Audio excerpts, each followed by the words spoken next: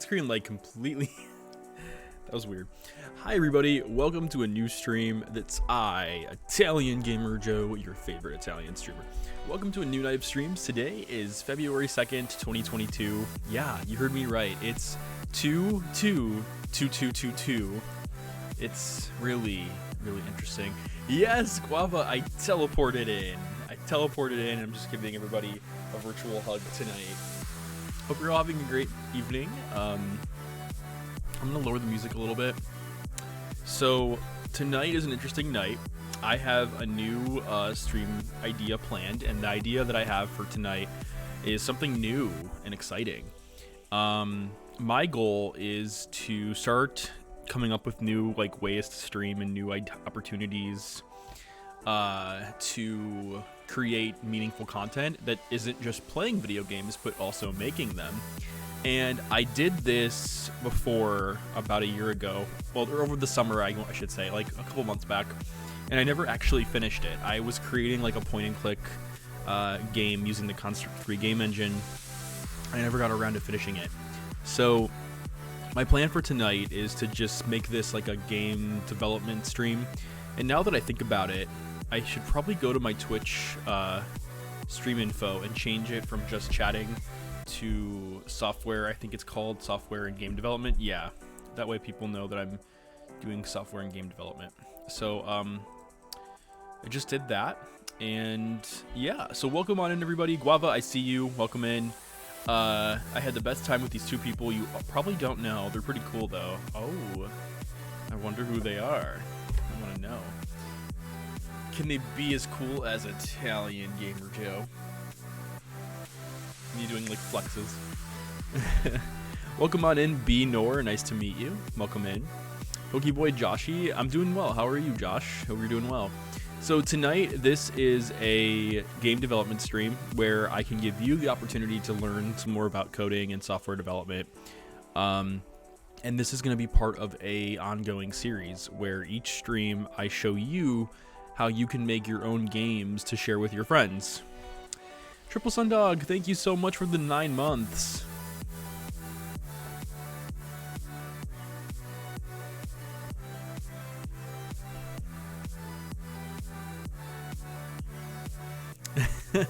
Thank you so much, Triple, for the 9 months.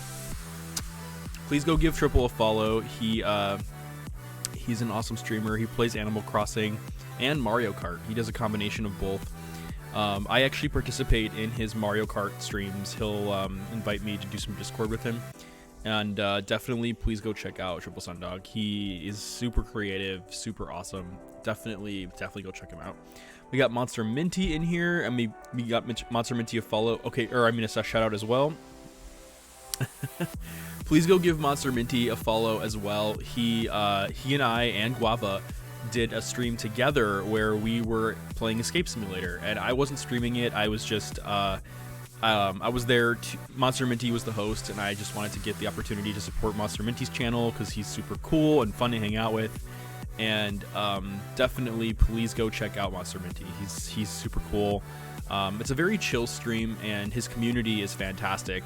I met all of these people from the Dognet communities, and Guava, or Monster Minty, or I'm sorry, Guava, actually, you're welcome to give Dognet a shout out as well. I know he's not here, but you can definitely do that. Oh, Polygon is here. Welcome on in, Paul. Hope you're having a great night. Please, thank you for giving Paul the shout out as well. Polygon Gamer is an amazing streamer. He's handsome. He's funny. I was watching him play a little bit of Dead by Daylight earlier today. He plays a variety of games. I've seen him play Sims, Dead by Daylight. I watch his TikToks from The Sims 4 because they're so funny. Definitely go check out Paul. He's so funny. So funny. Beanor's like, who is a Polygon? Judging by your comment, it sounds like you know who that is. But yeah, definitely go check out Paul. Check out Triple Sundog. Check out Monster Minty. We got some awesome people in the chat tonight. So this is not a conventional stream, so I understand in advance if this gets like a little bit dry. What I'm doing tonight is something a little bit different. This is a game development stream, and I'm a software developer. Like that's my professional career outside of Twitch streaming. And then I'm also an indie game developer by hobby. So what I want to do, this is something new. I want to start filming these tutorials on how to make games. Because anyone can really make a game. Anyone can like learn coding and stuff. And you don't have to go through like a crazy amount of processes to do it. It just takes practice and determination and just keeping an open mind as you continue with it.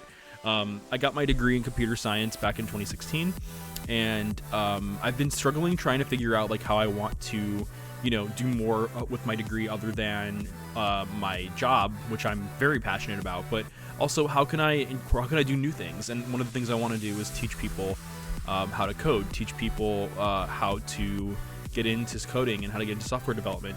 And I think that by creating these videos, these tutorials, I think it might interest people in wanting to create their own games or create their own content. Just with a few lines of code, you can learn to do so many things.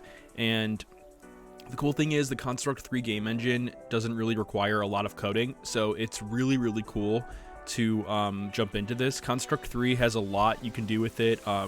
Construct recently just announced that they have a collaboration, different collaborations with different companies. So like you can do some Discord stuff now. You can like reach APIs and do all kinds of cool stuff. There's so much you can do with Construct. It's crazy. It's insane. Joe coding is very sexy. Oh my god. Thanks, Quava. Thank you. And thanks, Paul. I really appreciate that too. So if at any point this gets like kind of dry, or if at any point this gets kind of like, I totally understand if you want to lurk. I totally understand if you want to go check out other streamers that are probably more exciting than this tonight. Totally understand. This will be on YouTube, and I'm hoping for this to be a video where you can get the opportunity to maybe rewatch it and pause it and rewind and see like, oh, how did Joe do this? So the first part of tonight's stream is going to be a guided part where I explain like the software I'm using and how you can get a hold of it. And then the second part is me showing off what I did and how I'm starting to take some really, really cool Nancy Drew puzzles, for example, and building them. I am not using any Nancy Drew assets, so you're not going to hear any Nancy Drew like music, or you're not going to see me using any Nancy Drew like items or in-game stuff. That is property of her interactive. So what you're going to see from me is more just like, hey, look at that screenshot from a Nancy Drew game. That is what I'm basing my idea off of. So it's just like, cause like, like for example, like Wordle, Nancy Drew did Wordle. It's called Mastermind. Nancy Drew did that in Secrets Can Kill. They made their own version of Wordle. So that's kind of what I'm doing. I'm just, like, these are puzzles that you see in real life all the time. I'm just showing you maybe how to code that puzzle, or how to code a variation of that puzzle. Because as a software developer, you do have to know how to do these things. As a game developer, you do have to know how to do these things. So I think it's really cool getting the opportunity to show people how to do this kind of stuff, and maybe like what's going on behind the scenes.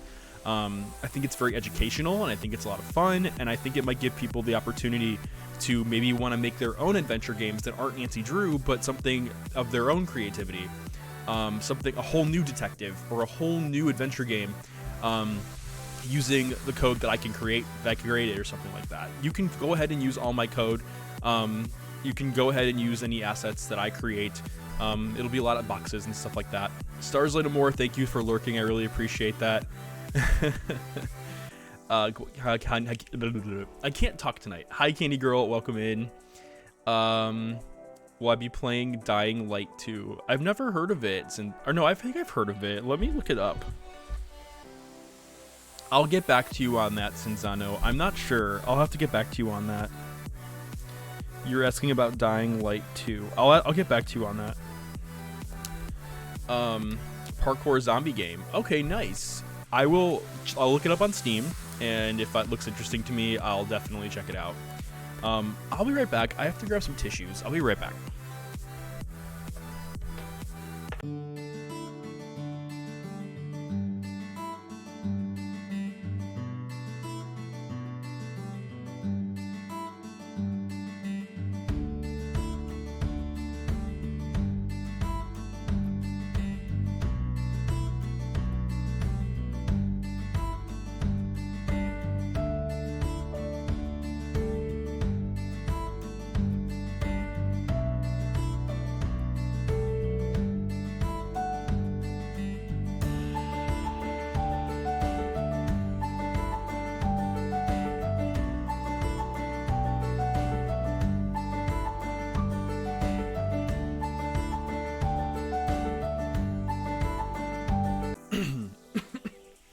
Welcome back, everybody. Sorry about that.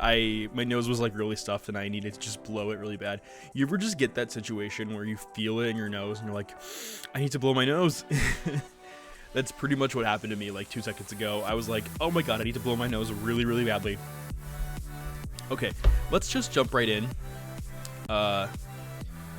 Okay, so here we are at my browser, and what I'm gonna do, oh, my webcam is not connected. There we go. Okay, so what I'm gonna do, I'm gonna do that, and then I'm also gonna see if I found something on Spotify called Twitch friendly instrumental music, so I'm gonna see if this works, if you all can hear it. Is it okay? Can you all hear that music? Is it okay? Is it loud? I don't want it to be louder than me. This is the first time I've ever tried this before, and according to this Spotify playlist, you can use this on like OBS and stuff, and apparently it works. So I'm gonna try it and just see how it goes. Okay, that way like we get some music in here, and it's just, you know, pretty decent, nothing too crazy. Okay, thank you. Okay, so for those of you that maybe did not watch my original point-and-click adventure game stream from a long time ago, the engine that I'm using is Construct 3, and this engine is available, it's widely available for free, but there's also like pricing for it. There's free plans, but then there's also, hey Sandy Lee, yes, software and game development. So this is the engine I'm using. As you can see here, some of their customers are EA, Sega, Zynga, King. Yes, I'm gonna learn you some design. This engine is really, really cool for a few reasons. First reason, number one, is that this engine supports 3D now, so you can actually make 3D games now. We're gonna be doing 2D for now. I still have to look at the documentation of how 3D works for this engine, but you can do 3D with Construct, which is really amazing now.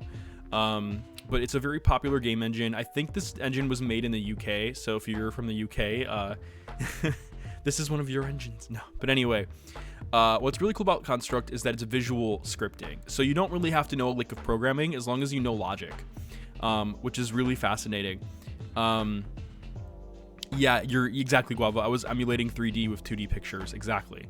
So this is the cool thing about Construct. You don't have to know a lot of coding, or really any coding. This does support JavaScript if you know JavaScript, but a lot of this is visual scripting, which is what I'm going to be showing you all tonight, how visual scripting works. Coding optional, exactly. I haven't actually tried the JavaScript on this engine yet, to be honest. I've done a lot of my visual scripting. And yeah, there's been so many cool like projects now. This project that you're seeing here is a 3D project someone made where they get into a car and then they drive the car around. Construct is a very cool engine. It's very powerful.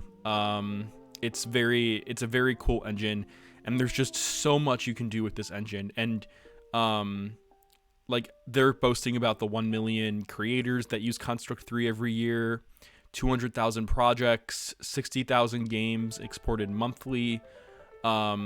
These are all of the different platforms, so iOS, Android, Windows, Mac, Linux, Steam, itch.io, Newgrounds, Facebook. Candy Girl, what's its TOT? I don't know what TOT means. But yeah, anyway, you can make games for consoles. Construct does have support for Switch, PlayStation, Xbox. However, it's not native. What you have to do is you have to bring your Construct game to a company that can export your game to a console, and then they can work with you, and then you can get your game on consoles. There are a couple Construct games that are on the Switch eShop, that are on Xbox, on PlayStation. You just can't do it natively. You have to work with a company that can import that Construct runtime, and then they can export it for you. As long as you pay for the development license, then they will export your game to consoles if you would like it on consoles. This engine can do network stuff. You can do multiplayer. This is a web-based engine, so you can absolutely do multiplayer. There's a lot you can do with Construct. It's insane. So hope that answers your question. So anyway, that's all the systems you can do stuff for. Let's see, high performance, evolving, flexible. This engine, so Construct 3, this is a SaaS model, which means software as a service. So all of it is in the cloud. It is a cloud-based engine. You don't really install anything. You just launch Construct in your Chrome browser or your Edge browser or your Firefox browser. You don't need to have a powerful computer to run Construct. All of this is in the cloud.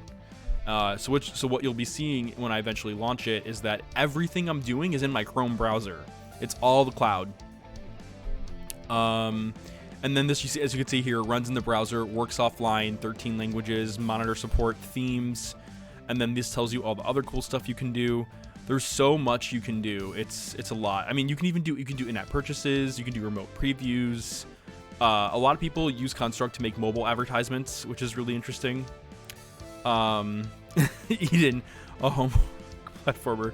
Well, have a great time, Eden. That sounds great. Let us know how it goes. Speaking languages. Yeah. Good question. Great question. So, let's go ahead and jump up to the top of the screen, and I will show you all, like, as the pricing models and stuff, just so you all know, like, what I'm talking about for this. So, if you're an individual, here's the plans. It's either $16.49 a month or $99 a year. I believe I do the $99 a year for my projects and my educational purposes that I use it for. However, Construct is also free, so you can use the free version of Construct. And if you do use the free version of Construct, you do get, like, you know, the ability to use the software, and you can, you know, like, maximum events 50, that's totally fine. Maximum layers 2, that's totally fine. This is definitely a... Hi, Mitra, how's it going? All these other stuff that you can do, like monetization, you will have to pay for the full version of Construct. But yes, I mean, if you're just using Construct to, like, publish HTML games to the Construct Arcade, that's all in the free version. Yeah, I guess multiplayer isn't in the free edition, is it? Let's double check for you. Create multiplayer games. So yeah, unfortunately, you have to use the personal edition. You will not be able to do it with using the free edition. So you have to pay so if you want to pay, like, the $16, you can. There's no commitment, so at the end of the month it will just cancel out. Minimum 1 month. I do the $99 a year since I do use Construct a lot for my edit. I make Construct. I've made quite a few Construct games, and I use it frequently. So I end up using the higher priced one. But if you just want to try it for the $16, that's, you know, it's actually not too bad. But what I recommend you do if you're new to this, use the free version first. Use the free version, see if you like it, and then if you do like the free version a lot, then upgrade to the $16 a month. Or if you really, really like it, then try the $99 a year. But my personal recommendation for now is to just use the free version. I think that might help you in your beginning to learn, if you're going to learn, like, Construct and coding and everything like that. And yes, you can cancel your plan at any time. You create an account on the Construct website. This company is located in London, so they are a UK-based company. I've been using Construct 3 for a couple years now, and it's it's amazing seeing the community on the Discord, and it's amazing just to see how much support you get.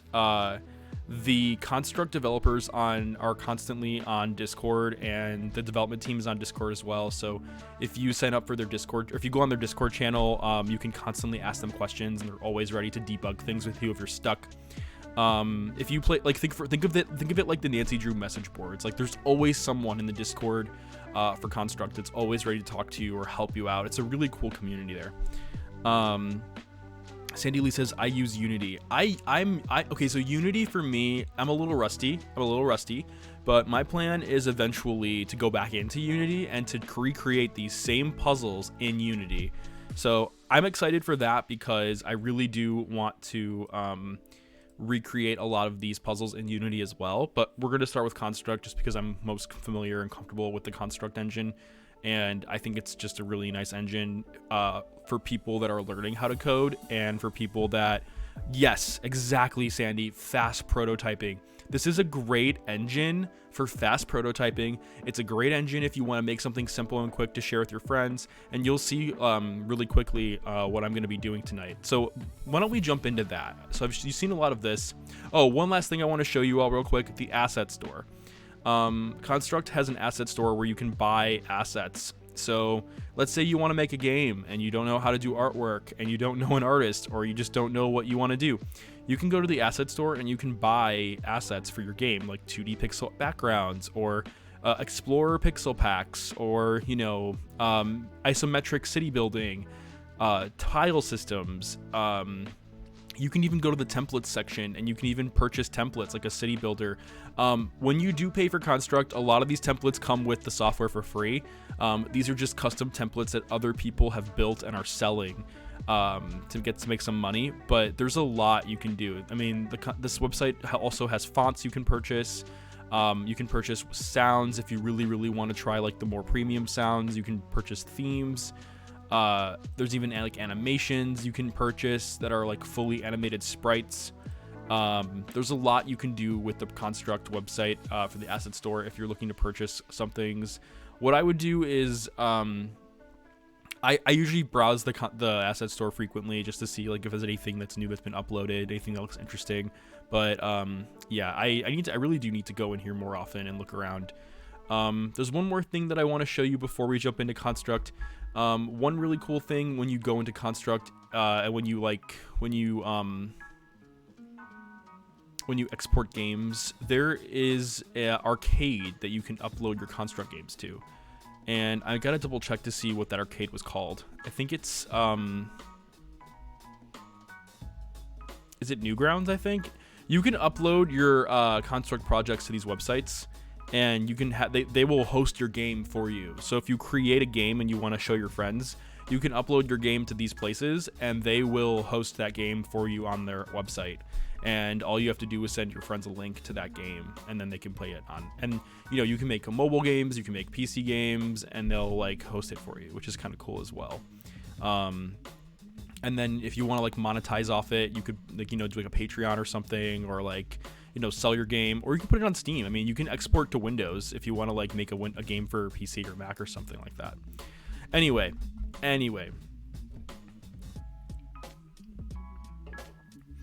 Let me show you all what I did today. Or yesterday, I should say. So the puzzle that I'm going to show you, this is a screenshot, by the way. This is a screenshot. Do all of you know the Nancy Drew puzzle in Last Train to Blue Moon Canyon, where Nancy has to get to this door and it's closed, and then she looks out to the left and there's this puzzle right here?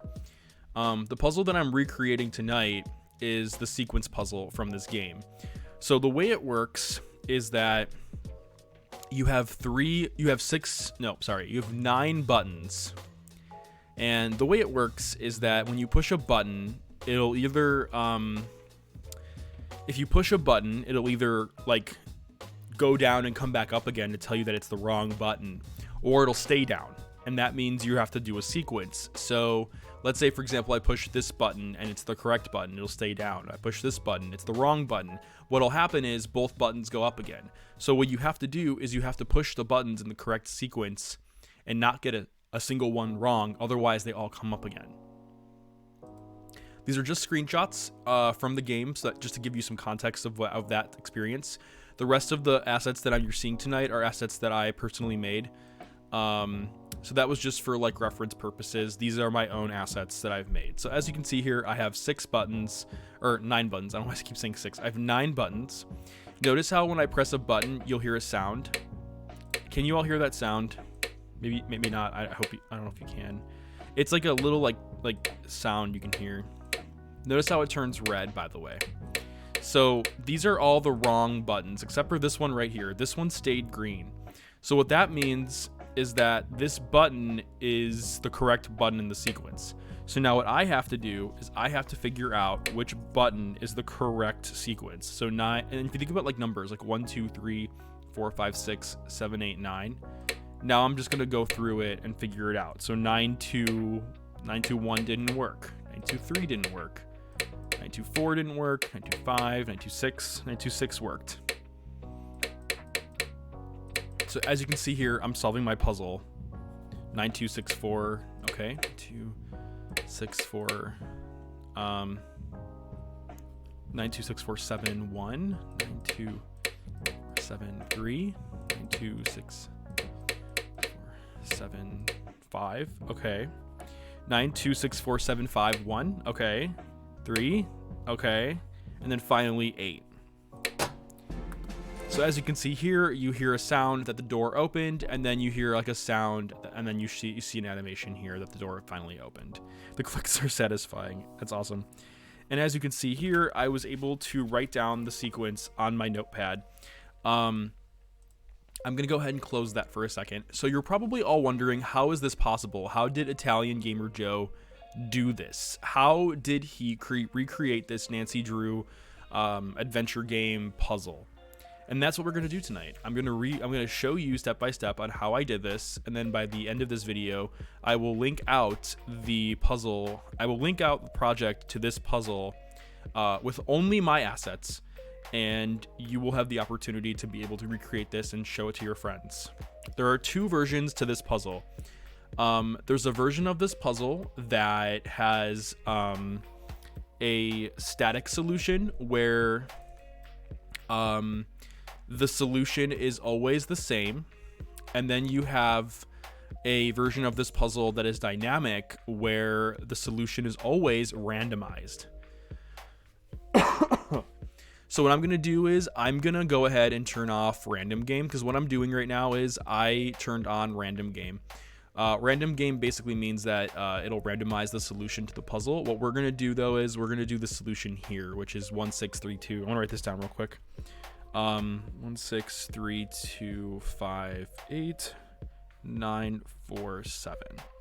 So what we're going to do in a second now is there's 2 versions of this game.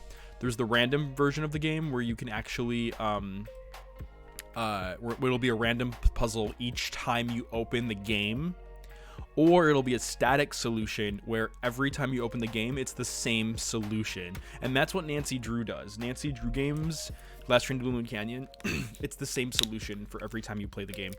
Thank you for the hydration. So as you can see here, I'm going to type in this code. It's 163258947. So as you can see here, that is the static solution, and every single time I open the game, it'll be the same solution. Where if I do a random version of it, it will not be the same solution, and it'll be something different. So if I open it again, if I do 1, well, 1 just so happened to be the correct 1 in this random situation, but when I open the game, it's not the same solution it was before. So 16 is not the same. It's either it's something completely different. So hi Aqua, welcome in.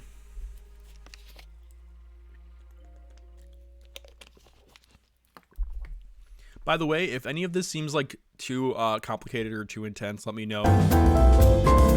The Gay Authority, thank you so much for the host. I really appreciate that. Thank you for hosting. And if anyone comes to your channel and decides they want an educational course on game development, then they're in the right place. Thank you again. And hope you're having a great night. Okay, so what we're gonna do is we're gonna recreate this from the ground up all over again. And I'm going to show you all how ItalianGamerJoe made this puzzle, and then how you can make this puzzle for your friends, and how you can make something very, very similar. So what we're going to do is this is how Construct looks, by the way. There is a dark mode, and there's also a light mode. So if I go to project, or is it project? It's settings. I can actually do the light mode. Okay, I have to restart Construct for the changes to take effect. Okay. It's fine. So I'm restarting, and this is, I'm gonna just really quickly do this. This is the light mode of Construct. So as you can see here, everything is super bright. It's super in your face brightness. I personally prefer the dark theme because I think the dark theme is just Guava, thank you so much for the host, and I really appreciate that. Thank you. I'm going to go ahead and restart Construct again so that we can get the dark theme. I personally prefer a dark theme, especially when I'm developing like in the dark, and it makes me feel more like a programmer. It makes me feel more like a professional. So we're going to do the dark theme. Just a really quick, really quick explanation of what's going on here. So what we're going to do, I know, right? At Eden, it burns. So when you first open Construct, this is the beginners section, and it shows you all these things. These are some game demos you can open the projects for and see all the code, which is really nifty. Especially, it's really great, especially if you're trying to learn more. You can also see like beginner's guide, tutorials, manual. You can get all the stuff you need here. There's also templates for Direction Bomber if you want to make your own Bomberman. Your own alien invasion game, your own asteroids, your own car lanes, your own memory match. There's even 3D templates now, like Challenge Room, Crossing Frogs, Driving, Pac-Man, Endless Runners, Tetris, first-person shooter. You want to make your own first-person shooter in Construct? Now you can with this. It's super cool. It's super fun. There's Flappy Bird you can make. You can make a flying puzzle like a helicopter game. Twin-stick shooters. You can make your own golf. If you want to make a mini golf game, you can do that. Gravityless labyrinths, infinite jumping, Mario Kart. You want to make Mario Kart? You can open this project. You can mess around with it. Replace your own, replace the assets with your own ones, and they're good to go. Yes, Polygon. It's called Construct 3, with the number 3. I recommend using the free version first before you pay anything. Use the free version first before you pay anything, just to make sure you know what you're doing and you like it. Jigsaw puzzles, ladder climbing, fighting, on the rails shooters, physics-based puzzles, Mario platformers. I love using the platformer template. This is a really cool template. I'm going to preview it real quick. This is a ready to go platforming project that you can download from the starting screen, and you can basically replace all of these assets with your own, and you can do an entire platforming project ready to go. Like, it's good to go. It even has like that what I just did, purple platform, so you press down on the arrow keys, they immediately let you jump down. I mean, this is literally a ready to go platforming project that you can replace like all of the assets for and make your own little platformer, your own little like Super Mario or your Super ItalianGamerJoe. I mean, this is the kind of content that you have that you can like open the projects for. And you kind of just play them on your browser. That was all I have to do is open the project, copy and paste the code I need, good to go. There's Snake, Spot the Difference, and a lot of these are browser-based games. Let's see, like, you know, you can go ahead and make all of these different kinds of games. It's super convenient, it's super fun. You can like I said before, you can export these games to PC. There's so many things you can do. It's really, really cool. Slider puzzles, real-time strategy, tile-based games. The number of things you can do in this engine is insane. And they only recently added 3D, and there's just so much you can do. I haven't even seen all these yet. Eat your heart out, Mario. 8-sided billboard is really cool. Block breaking, bouncy ball. Like, I like this one a lot. This one's called car selection screen. You can go ahead and like choose a car, and you can see like in the coding how they did it. It's really fascinating. Pipes, puzzles, like dashing. I'm trying to see what else they got. I'm gonna go through this kind of quickly just because you should probably check this out. If you want to make your own like Pokemon Go, you can even do like geolocation and how to like, make a game that involves geolocation. Like if you walk, X number of steps, making a reward happen. This Construct teaches you how to do that. If you want to make, Super Italian Gamer Go. I walked 3 steps. I get a reward. This shows you how to do like level selection screens. So if you don't know how to make levels, the game theory's like, I'd play that. This shows you how to unlock levels and how to basically like, create a game where you're just unlocking new levels. And then you can like clear it. It's really, like I said, there's so much you can do. And there's one really cool project that I want to show you all that I think is amazing. And I'm trying to find it. It's one of the coolest projects that I've seen in this as of yet. It's I'm gonna try to find it if I can. This one's new. This one's really cool. This is from Nancy Drew. Hold up. This is from Nancy Drew. I gotta see this. It's worth the load screen. Load faster. You ever see the meme where it's like, can you get here any quicker? And then the next panel of the meme is waits faster. There we go. Oh, this is cool. And then you can like 3D and put your stuff like, this is so cool. This reminds me of Nancy Drew. This is basically Nancy Drew. Oh my God, that's amazing. And yeah, but anyway, what I wanted to show you all is another thing Construct can do. Oh, oh my gosh, you see, like, this is all new. I haven't even seen this. Organize the inventory by picking and dragging up the items. Extra items can be bought from the trader. Okay. How do you do it, though? Does it tell you? Oh, the instructions go away. That is so cool. And I can move things around in my inventory. Oh my gosh, that's amazing. And you can... Oh, that is so cool.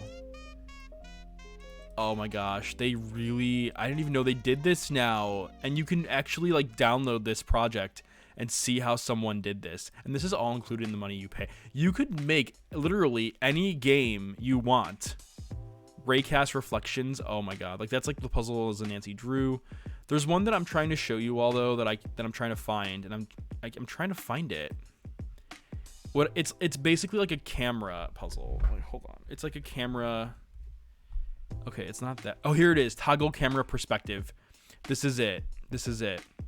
Use the WASD keys to move and the arrow keys to rotate the camera. It's not this slow, but the cool thing about this is that if I press the space bar, it goes into a first person mode and you can move the camera. It's not supposed to be this slow. I don't know why it's so slow. It's probably because I'm streaming. But you can actually like move the camera around and into this full 3D environment, and it's one of the coolest things. And then like the camera also moves, so like I can do this, press the space bar, and now I'm in this camera mode. And it's a really fascinating project. It's really easy to make, and I just can't believe how cool this is, that you can do stuff like this in Construct. It's mind-boggling. It's mind-boggling to me. So if stuff like this is interesting to you and you want to stick around, you are welcome to sit with me, and I'll show you how to make similar projects like this, and I will show you how to become a programmer. It'll take a lot more than just this video, but what I'm hoping for is to teach you all something new, and if you have questions while I'm explaining things, you can feel free to ask them. This is going to be a lot of tutorials that I'm planning to make, so I'm really, really excited to get the opportunity to kind of like become this teacher and kind of teach you all how to code and stuff. And if you download Construct, or if you decide to use Construct yourself, reach out to me on Discord if you ever have questions. I can debug things with you if you want to make your own puzzles or something. It all starts from square one, you know. It's and this is what makes it really fun and exciting, you know, getting the opportunity to, you know, jump into this and just practice. So what I'm going to do now is I'm going to go into my project and I'm going to show you all how we're going to start this. So, wait, this isn't the... Okay, so I used the Nancy Drew screens as my like template, but we're not going to be using those. Those are not like... I'm going to be using my own assets. I'm surprised they didn't save. Okay, hang on one second.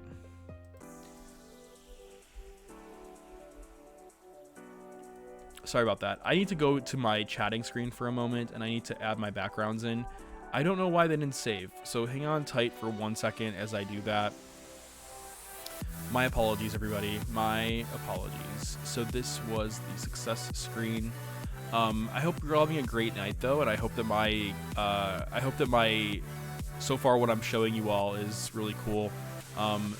I know it's not like a full game or anything, but I'm really excited to get the opportunity to show off some of this stuff and to get the opportunity to show you all how to make your own content like this. Hi, Lupe. I do have to deal with the snow. Yeah, it's nice that you got to work from home, because I had to go to work today, and it was not easy. It sucked. It really sucked. Darn. But I'm glad that you had to work from home at least. Yeah, I'm sorry. I will bring the music back. I will bring the music back. I just had to quickly... I thought this worked, but it didn't. So I'm just really quickly... my project didn't save, so I'm just trying to make sure that all of these pieces are back again. I really don't know why my project didn't save. I had it prepared before the stream. You see, this is what happens when you do it like last minute, and then you think you save. Okay. When I get nervous, I go like this. Okay. 1 second. It's gotta look perfect. It's gotta look beautiful. It has to look amazing. It has to look absolutely amazing. Thank you. Thank you. Hi, Hot Dog Couch. Can we get a shout out for Hot Dog Couch, please? Please get a shout out for Hot Dog Couch. Okay. So here we are back into Construct, and I'm going to go ahead and open up my Spotify and play that music again. How are you, Haunted Bussy, and how are you, Hot Dog Couch? Hope you're both having great nights. And yeah, the snow was really bad in Chicago today. It was a huge blizzard, like ginormous blizzard. I struggled getting to work today. It was bad. It was really, really bad. But you know what? I'm glad that I was able to get to work safely. I went like 20 miles an hour on the expressway, but I got there. Okay, so what I'm going to do is I am going to show you all, I'm going to demo this for you one more time to show you like what exactly I'm doing, just so you all see what's going on. Kind of meh, to be honest, but I'm home shiny hunting for Shinx. Oh, are you playing Arceus? Are you playing Arceus, Hot Dog Couch? Lupus says I went out to shovel snow 1 hour later and I was covered. Yeah, it was bad. It was really that bad. It could walk down the runway and the judges would say it's beautiful. Yeah, but could believe exactly. Yeah, good to see you too, Haunted Pussy. Long time no see. Good. Well, good. That's awesome, Hot Dog Couch. I also am playing Arceus and I love it. I streamed it a couple days ago and I love it so far. Love it. So this is what I'm doing right now. So we're creating a Nancy Drew puzzle, or an adventure game puzzle, basically, where you have to figure out the sequence. And the sequence is the same, but you have to remember what order you push the buttons in. And, you know, it can get frustrating because, like, you know, you're really, really close and then nope. But it's really rewarding when you can figure it out. And that's pretty much what we're building tonight. And I'm really, really excited because this was a lot of fun to program. And I'm really excited to share this project with you all when we finish this completely.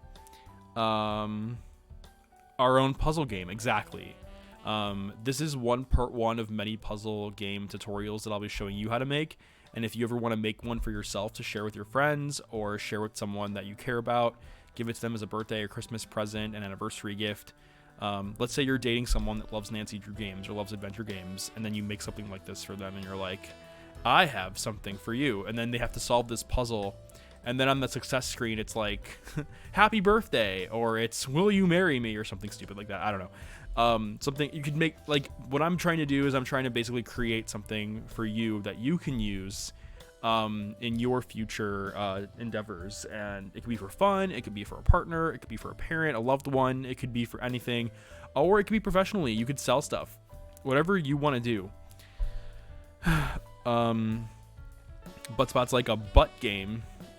A butt game sounds like fun. That sounds fantastic. Okay, so let's get started.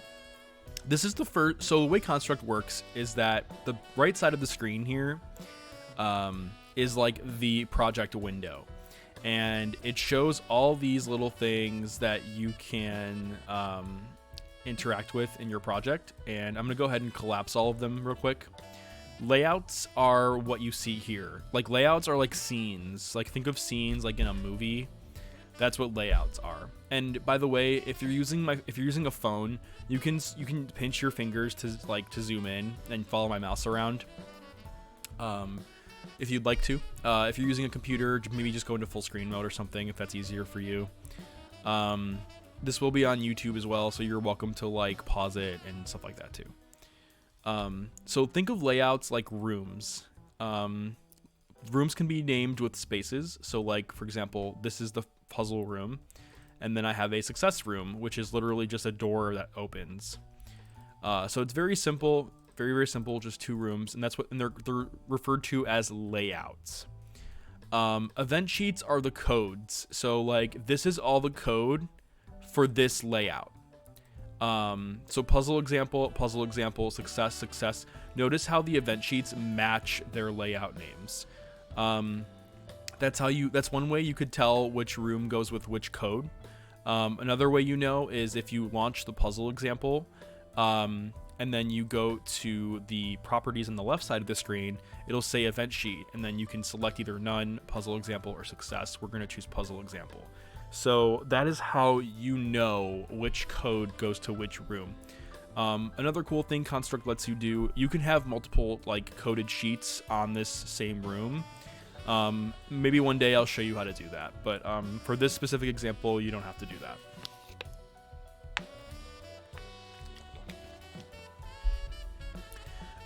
Let's continue down the chain.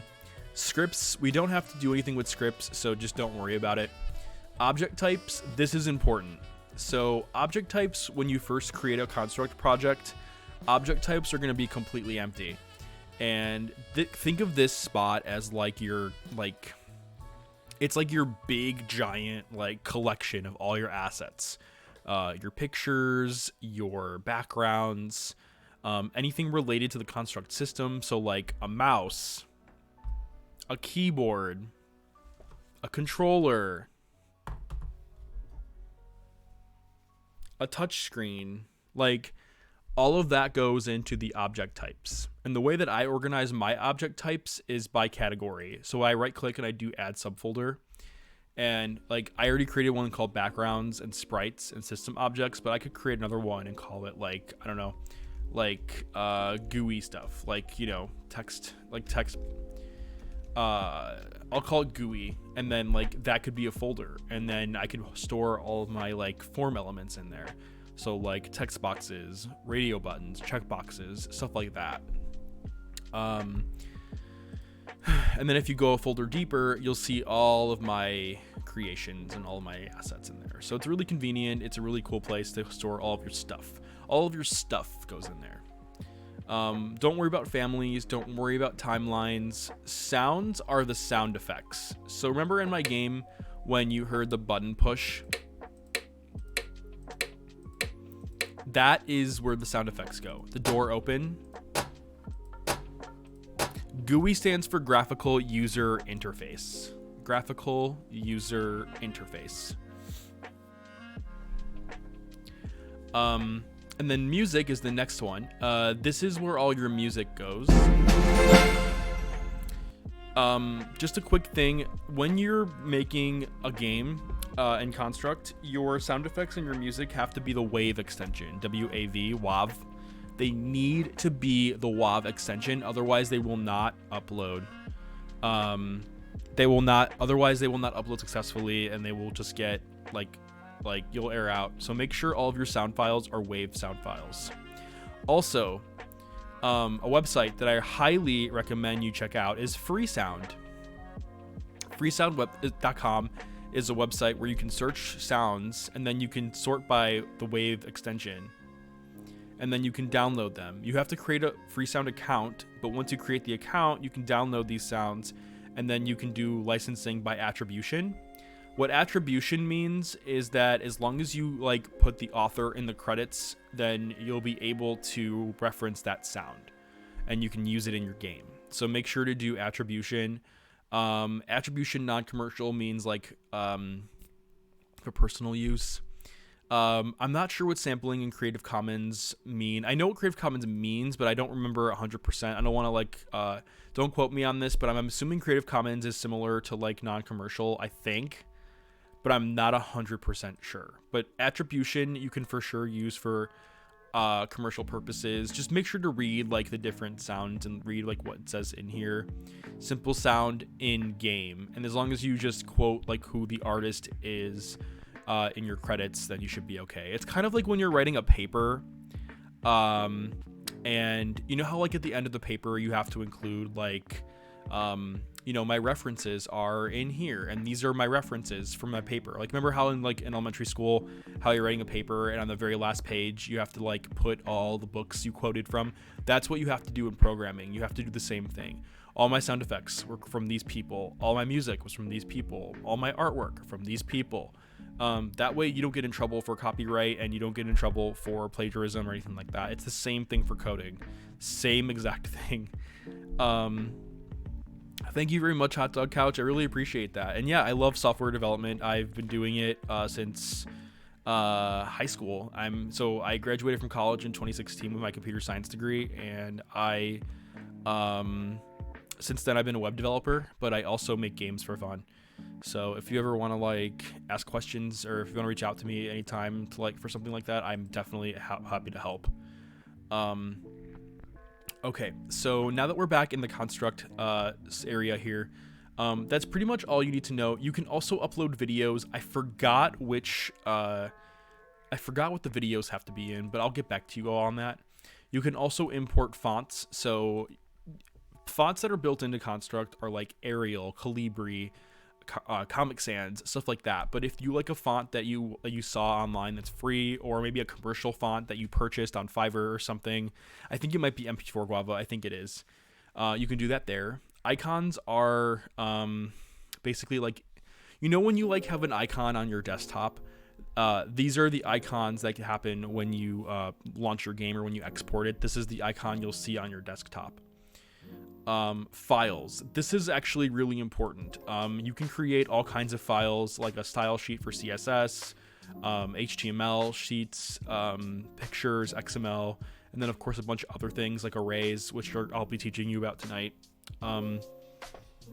Basically, files are file storage systems where you can store data for your game, and like save data. So that's super important, and I highly recommend. I'll be explaining that more later. By the way, if any of this sounds confusing, or if any of this sounds really intense, don't fret. Don't like be super stressed out. If you have to rewatch any portion of this video, like feel free to pause it on my VOD and rewatch it again. Write down some questions for me if you want to ask me on Discord.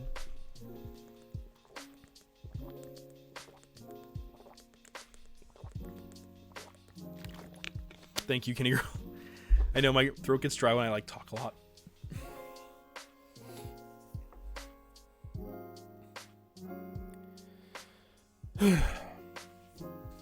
I know, it's like a marathon that I'm teaching all of you this. But anyway, if you have any questions at all on anything, like just reach out to Coding Club on the Discord. Or you can DM me privately and you can be like, hey Joe, I'm working on this and I need help. Absolutely let me know. I'm very active on Discord, so. But anyway, let's get started. So this is the first layout that we're working on, which is the puzzle screen. You're probably wondering, well, what's the first thing we need? Like, what's the first thing we need for this puzzle in order to make it work? Like, if you're Nancy Drew and you're coming across this puzzle, what is Nancy doing to this puzzle? She's doing something. She's pushing something. She's pushing a button. So we're gonna need some assets in order to make that work. So if we create a new layout,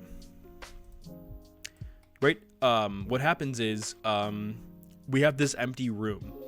So in order to make this room filled with stuff, guava, butt on, we need assets. So if you have an empty construct project, Typically what I like to do is I like to start off with the empty room.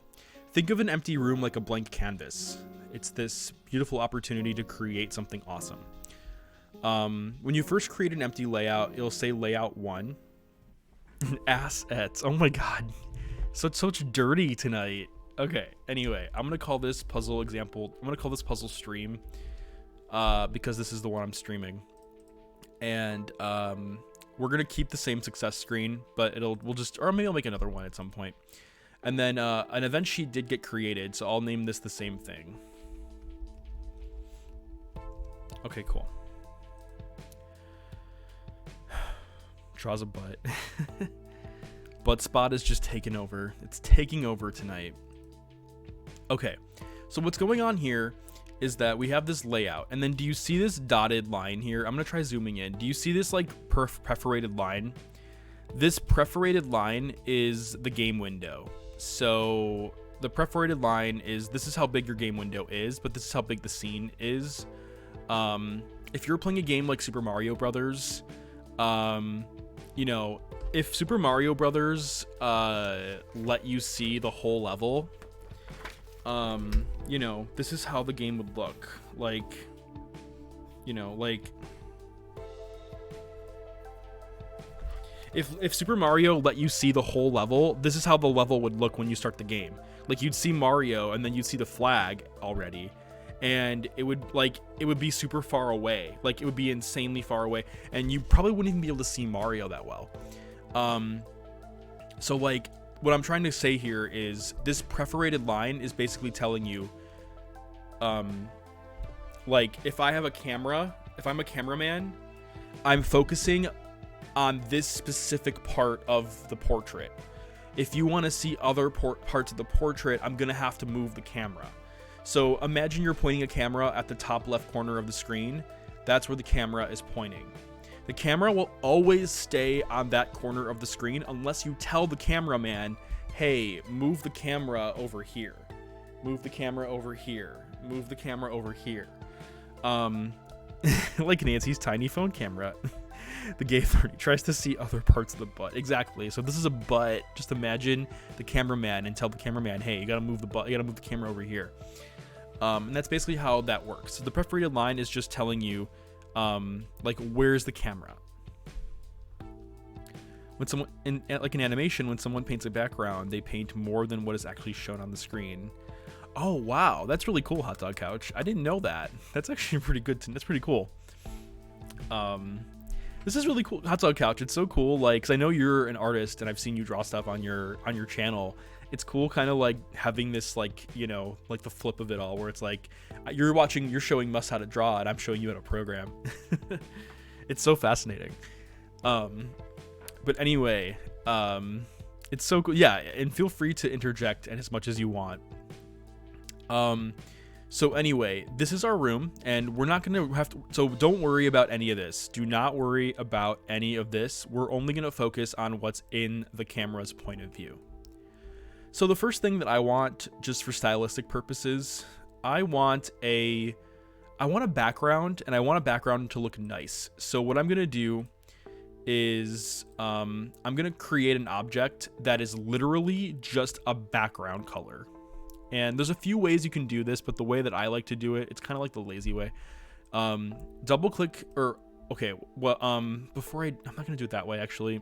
Okay, so in your object types area, which is right here, I have a folder called backgrounds, and backgrounds can be images, they can be colors, they can be anything you want it to be. If you right click your backgrounds and you press add a new object type, we're going to go ahead and you'll see this list. It's categorized in all these different things like 3D, data and storage, form controls, and then finally general. What you want to do is you want to go to general, and then you'll see all these different options. The one you want to worry about is a sprite, and a sprite is an animated object that is building block of most projects. Think of a sprite. Sprites are basically just a sprite can be an image. It could be literally anything. And sprites are usually animated, but they don't have to be. We're going to name this the background. So we're going to call this BG Gray. I'm going to go ahead and insert it. And then notice how my cursor became a crosshair. So what I'm going to do, I'm going to click, and the paint window comes up. Construct 3 has a built-in paint application. So if I wanted to create like a pixel like thing, I can. We're not going to do that though. We're going to go to the paint bucket right here called fill. I already selected a color and a area here, and then I'm going to go ahead and just paste it here. And this is the color we're using. It's kind of funny because coincidentally, this looks like the Nancy Drew like blue that you see in the Nancy Drew games. I'm going to go ahead and close it. That's how you save, by the way. You save when you close. And as you can see here, my very first sprite is on the screen. You can mess around with the size of the sprite as much as you want, and you can even like move it around. One thing, because this is my background, I'm going to go ahead and put it on the edge of the perforated line, and I'm going to drag it all the way to the end of the perforated line. So as you can see here, it's within the view of the camera. Now, you're probably wondering, well, why do I want to do that? Why do I want to not just be exactly on the perforated line? Well, this is what happens when you're not on the perforated line, or when you go, kind of like what Hot Dog Couch was saying. Here's what happens when you don't go to the perforated line. You'll see that it leaks. There's gray leaking out. And if you're using the bright theme of Construct, you'll see white. You don't want that to happen. You want to make it larger than the room actually is, like what Hot Dog Couch was saying. And that's how you would do it. You would just make it a little bit larger than the room actually is. That way, when you export the project, you'll see that the color fills the whole room. So as you can see here, we have our first background for the room.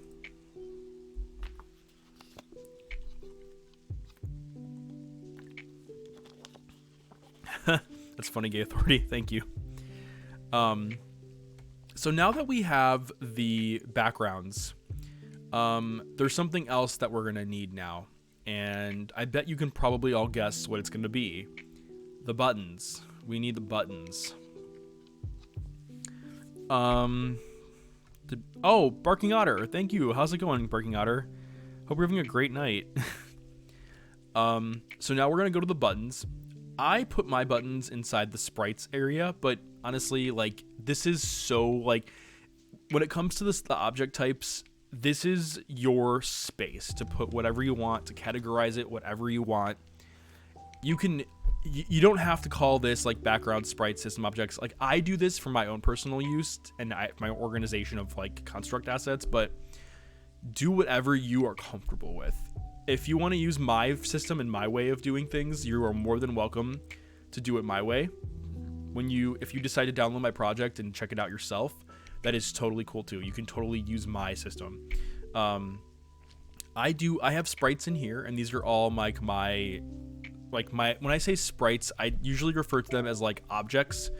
So what we're going to do is we are going to create, we're going to go ahead and grab the button. But instead of using the one I already made, we're going to make a new button. So what I'm going to do is I'm going to right click the sprites. I'm going to add a new object, and we're going to create a button sprite.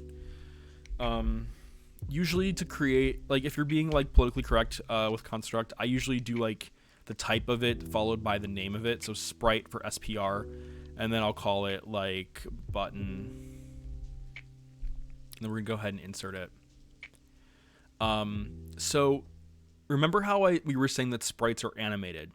So the cool thing about sprites is that if you look down here, you have an animation. So what we're gonna do, there's 3 states for the button. There's the button that's not pushed, the button that's pushed, and then the wrong one that's blaring. So what we're gonna do is we're gonna do like a brown like color for the button. Maybe something darker. And then what we're gonna do is we're gonna add more frames to this sprite that are not moving. So what we're gonna do is we're gonna add another frame, and this is the color of the button when it's pushed. And we'll make it green. Maybe we'll make a darker green. And then finally, we're gonna do the blaring red for the wrong button. So if it's pushed wrong, we'll do like a dark red. if these colors are not, let me know if these colors are not bright enough, or if these colors aren't that great. I can change the colors and make them brighter, or I can change the colors if it's not comfortable for you. Let me know and I can change the colors.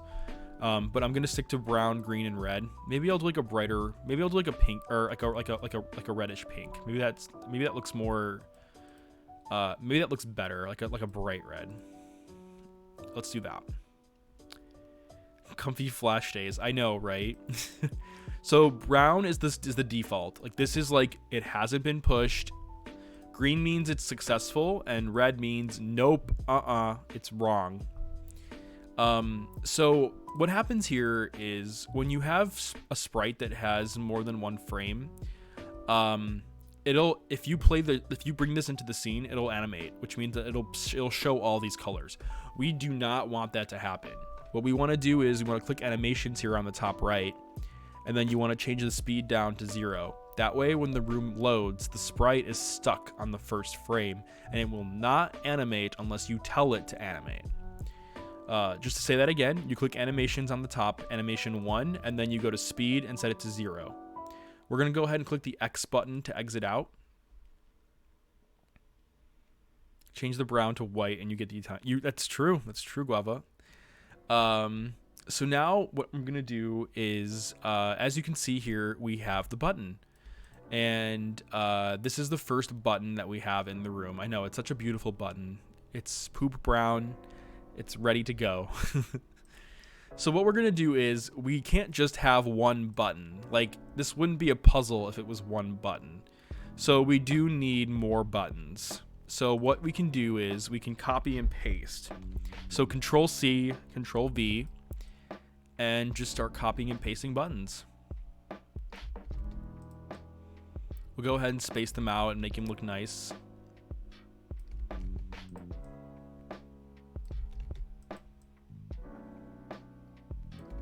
And as you can see here, we're in the process of just adding these buttons. And here we go. We got the first part of our puzzle done. Oops. So barking art. This is designer art. Guava says can you choose it to stop on a frame other than the first one? Yes. So if you click on one of the sprites on the screen and you scroll down on the property window to initial frame, I can actually select the initial frame as either 1, which is green, or 2, which is red. So when the scene loads, it'll load that specific frame instead.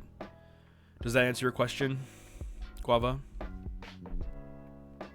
0, by the way, in programming, there's something called zero-based. What zero-based means is that 0 is equal to 1, and then 1 is like 2. So you kind of like, or no, yeah, think of 0 as like 0. Like, everything starts with 0.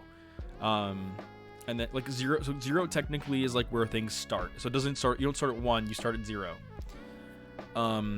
So that's why when you click it and you see how like the initial frame is 0, that's because in programming, I'm trying to explain this the best way I can. Like, 0 is still considered like a number, basically. It's still considered something, and that's why it's called like it's zero-based. Counting the digit rather than the number. Exactly. I know that sounds really weird to wrap your mind around, because you're probably thinking like 0 is the lowest number rather than 1. Right, Barking Otter, exactly. So that's when we say that programming is 0, like certain programming languages are zero-based. That means that like you count 0 as like the first number, and then 1 is, the second number.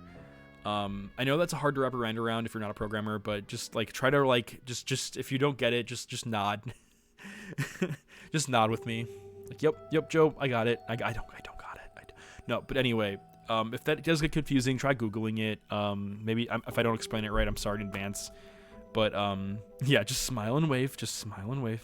Have fun getting that wrong for like the first year. I know, right, Barking Otter? Like, this is like computer science 1 in college. But yeah, so definitely, okay.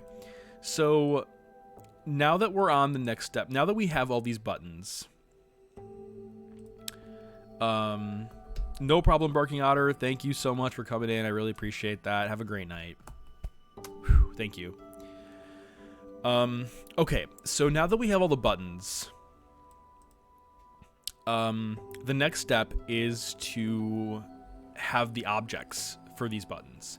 So in Construct, I won't be able to do this a second time, so I'll just kind of like try to do this. I'll try to explain this the best I can. In Construct, how does Construct know if I'm using a mouse, or if I'm using a keyboard, or if I'm using my touch screen, or am I using a controller? Those are considered objects as well. So if I created a folder called System Objects, and that's where I keep them all. How does Construct know that I want to use the mouse? What I have to do is I have to go to I'm going to my System Objects, and I'm right clicking. You can also go to Object Types and do the same thing. Scroll all the way down to Input.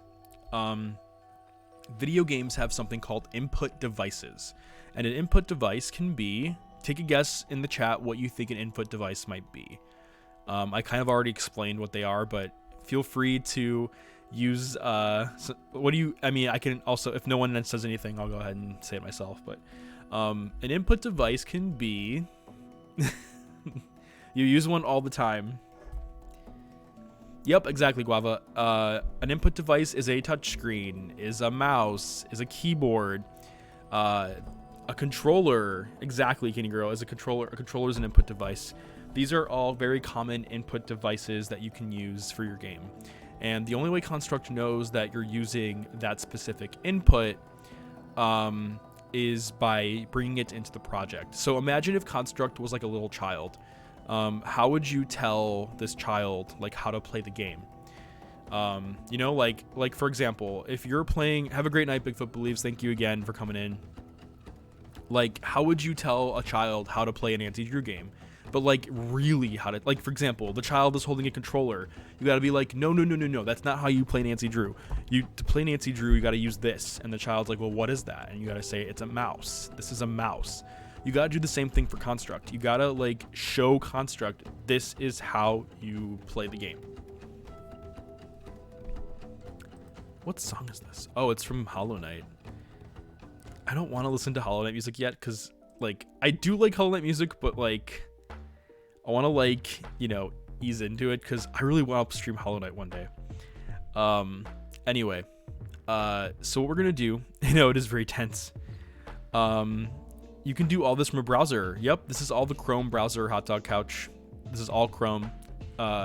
Chrome is the recommended browser for Construct, by the way. So definitely consider downloading Chrome for this game creation tool. Anyway, so let's say for example I want to add touch support to my game. All I have to do is click touch and hit click insert. Touchscreens. So Construct now knows that I want to use touchscreens for my game. But that's all it's doing. All that's doing is just saying, hey, like, touchscreen support is now working for my game. Mouse controls are now working for my game. Same thing with audio. Like, audio is now a thing in my game. You got to think of these things as like little components you have to add into your game. It's like what you're telling a kid for the first time, like, hey, to play Nancy Drew, you need a mouse. To play Nancy Drew, you need a touchscreen. To play Nancy Drew, you need audio. A measurement tool. Can you elaborate on that more, Candy Girl? I'm not 100% sure what you mean by that. Oh, to evenly space the buttons. So if you look on the inspector window on the far left here, you can actually... Is there a grade? Maybe I don't... Let me check. Show grid. Okay, there we go. Snap to grid. Okay, so yeah, Candy Girl, if you want, you can actually like evenly space the buttons like this, if that's easy, if that looks better for you. So if you want to do something like this, you can actually do that. Yeah, I didn't do that because I was feeling lazy, but yes, if you want to do something like this and this looks cleaner, be my guest. The way I did this was if you go to the editor and you do show grid and then you do snap to grid, this will snap the buttons to the grid, and then this will show the grid that's being snapped to. So thank you for asking that question, because I honestly didn't even realize. And look how easy that was. Like, look how easy that was. That was super easy. I'm going to turn off the grid, though, and I'm going to keep the snapping available. So what we're going to do now is, now that we know that our inputs are in the system, the next part of this is you got to think of this from a logic standpoint. So, okay, if you're playing Nancy Drew Last Train to Blue Moon Canyon, and you yourself are Nancy Drew, and you come across a puzzle like this,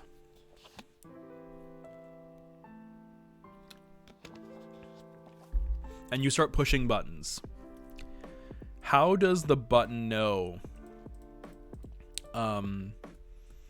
How does the button know, like, what number it is, or like what sequence it is?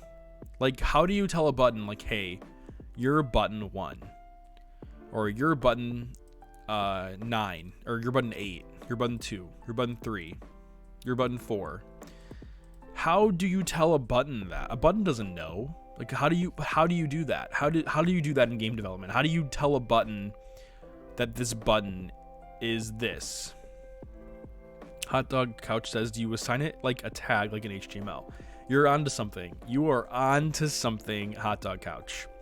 So I'm going to be introducing something to all of you called instance variables. Instance variables are something really cool, and the best way I can describe it, have any of you ever been to an event, like a corporate event, like, you know, at your job or like at school or something? You ever go to like parent-teacher conference, and whenever you show up to that parent-teacher conference, do you ever get like that sticker that just says like, hi, like you get this piece of paper and you get this teacher and you're like, hi, my name is Mr. ItalianGamerJoe and I'm the teacher for your kid. I have no idea who you are, but take this name tag. Take this name tag and write your name on it. So you're like, oh, okay, so you grab the sticker and then you write your name on it. And then you take the marker and you put it away, and then you have like this, you know, you have this new name tag now, and I put it on myself, and now everyone that walks around sees the name tag and it says Joe on it. That's what instance variables are. Instance variables are name tags that get attached to that object. So that's basically what an instance variable is. Instance variables are just a bunch of name tags on things, and it doesn't just have to be a name. Let's say, for example, I'm Mr. ItalianGamerJoe and I'm a teacher, and I'm just like, hey, you know, not only do I want your name, but I also want your age. Now I have to put my age on this name tag. And I'm the teacher, and I'm like, well, I don't just want your age. I also want like your favorite color. So now I want to put a color in here too. Now on my name tag, I'm writing my age and my favorite color. So I'm going ahead, I'm walking around, and I'm like, I have my name tag with my name and my favorite color and my age. That's what instance variables are. Instance variables are basically name tags that people have, that objects have. So you're wondering, well, okay, that's cool. Now that I know what an instance variable is, that's great. But how do I make one? So Construct has something here called edit instance variables. And what we need to do is we need to create that name tag. So we're going to go ahead and add a new instance variable, and we're going to go ahead and call it, you need to give the boxes a card. Yeah, exactly. So I'm going to go ahead and give it, I'm going to go ahead and name the instance variable button ID. And the reason why I'm calling it button ID is because think of it like the button's name. We're going to keep it as a number, but the initial value of the number is going to be 1 instead of 0 because this is a puzzle and we kind of prefer it to be 1. So what ends up happening is, because this object is called SPR button and we have multiple SPR buttons in the room, actually the initial value, we're not going to do initial value yet. Damn it. Okay, I do one. Okay, that's fine. Okay, so because all of these objects are the same, like think of all of us as human beings, all of us human beings are going to have that same button now. But here's the thing, instance variables, the reason why they're called instance variables is because they are pertaining to that specific instance. So when I click on this person, their button ID is 1. But if I click this person, I'm going to change it to a 2. This person is still named Joe, or still named 1. This person is still named 2, because it's always based off that specific instance of that person. So like, this will always be ItalianGamerJoe. This will always be Guava. This will always be Candy Girl. This will always be Hot Dog Couch. So what I'm going to do is I'm going to walk around the room and I'm going to go ahead and, like, you know, change all of these to what they should be. 7, 8, 9. So if I click on any of these buttons, now they all have their name tags, and we just gave each of these people their own specific name tags. Square 3? Yes. What, did I say something wrong? Oh, okay. So yeah, button 1, button 2, button 3, 4, 5, 6, 7, 8, 9. Okay, so perfect. So we officially now have a way of determining what buttons mean what, which is great for us because that means we now have the button ID we need. Oh, I'm sorry, Hot Dog Couch. Yeah, exactly. I named you Square 3. Okay, so this is the first part of the room, and as you can see here, we did it. We got everything we need for the first part. Now we're gonna go into the programming, which is gonna be a little bit hairy, but just, you know, stick with me. We got this. Okay, so let's go ahead and jump into the programming. So this is an event sheet, and event sheets are we like hairy. Event sheets are basically a list of instructions that you tell Construct what to do. So for example, if you're trying to explain something to that kid playing Nancy Drew who's never played Nancy Drew before, what would you tell that kid? Like, hey, go up to that puzzle, and then I need you to interact with that puzzle. And then the kid is like, and you're like, no, that's not how we do it. And then the kid is like, and you're like, no, that's not how we do it. And then you're like, the kid's like, and you're like, yes, use the mouse. So what you have to do here in these event sheets is you got to think about this. Like, how do I tell this imaginary person, this imaginary kid, like, this is what you have to do? How do I tell the system this is what I have to do? This is what you have to do when these things happen. And that's what event sheets are. So let's go ahead and think about the goal that we need to do here. The first goal that we need to do here is... Okay, I'm going to my own event sheet because I need to see something.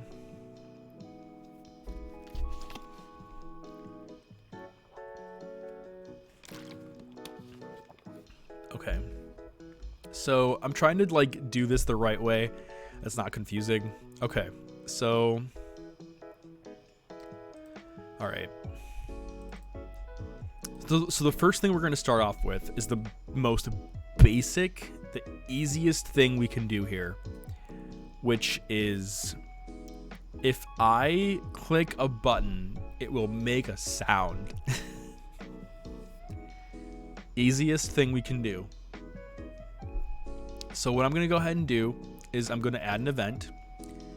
And what we want to do is we want to click a button.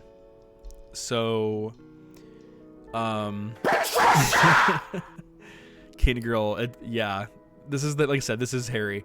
So, as a programmer, that's the first goal we want to do. Like, and by the way, before we even get started on that, what I want you to do too is if you have a store near you, or if you have Amazon and you want to like buy something, I recommend buying a journal, I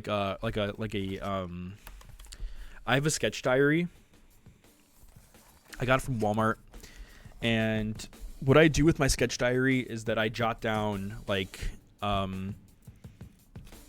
I clicked a button and it made a sound. That's a good point. That's a very good point, Candy Girl. You did a great job. I just realized what you were trying to do now. What I do with my sketch diary though is I like to draw out my goals. So like, you know, make a sound, and then like, I'll just write it down. and try to think of it as your own like Nancy Drew task list. Like you can even like, you know, make it like a to-do list. And that's what I personally would do if I were you. Like grab your journal, grab a mechanical pencil or use a real pencil with a sharpener or whatever, or a pen, whatever you want to do. And then just make a task list of all the things you want to do in your journal. And if you don't want to use a journal or a sketchbook, use a piece of paper. Do something that you think is comfortable for you, and start making a to-do list of all the things you want your game to do. Can't check that off yet. Exactly. So the first task is, as you know, puzzle solver gamer Joe, we need to click a button and have that button make a sound. So can't check that off yet. Can't check that off yet till it's done. So in order to do that, we need to go ahead and hone in on the mouse, since it's going to be a mouse. All of my objects for the system are located in my system objects folder, which I conveniently did because it's just easy, it's convenient, and we can go ahead and hone in on this mouse object. So I added a new event, I went into my system objects folder, and I clicked the mouse object. There's a lot of cool stuff in here that you can do. A lot of cool stuff. And you can tell now, actually. Cursor is over object. On any mouse click. On a click. On an object clicked. There's so many cool things you can do here, but the thing we're going to be doing is on object clicked. And if you can read the description here, it says, triggered when a mouse button clicked or double clicked on an object. So it even supports double clicking. We're going to go ahead and click next. And then as you can see here, this property window comes up. We have to determine which mouse button is being clicked. We're going to do left. The click type is going to be regular clicked, not double clicked. And then the object we want clicked. Well, we're going to do it for the sprite, for the button, the brown button, our poop button. Let's hit done. And as you can see here, what's happening right now is the system is going to be looking for a mouse click of that button. I'm going to go ahead and add a comment real quick. And the comment's going to say, have system look for the on the poop button. So as you can see here, I have a comment that I created in my code that just says, have the system look for the mouse click on the poop button. And that's exactly what this is doing right now. It's waiting. The construct is waiting for the left button click on our poop button. But right now it's acknowledged, but it's not doing anything right now. Like there's no action associated with it.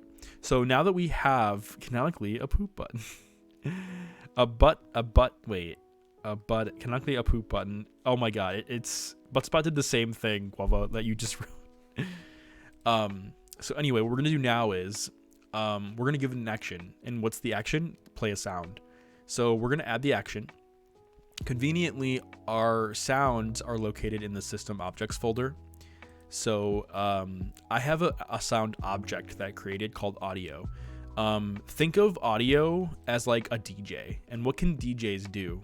DJs can do lots of things. They can play music, they can play sound effects, they can warp sounds and make them sound really cool. Audio is your DJ that handles everything. And you really only need one audio object in your project, and this handles everything. So we're gonna go ahead and click audio. And then as you can see here, there's so many cool things you can do. You can schedule an next play, play things at certain objects.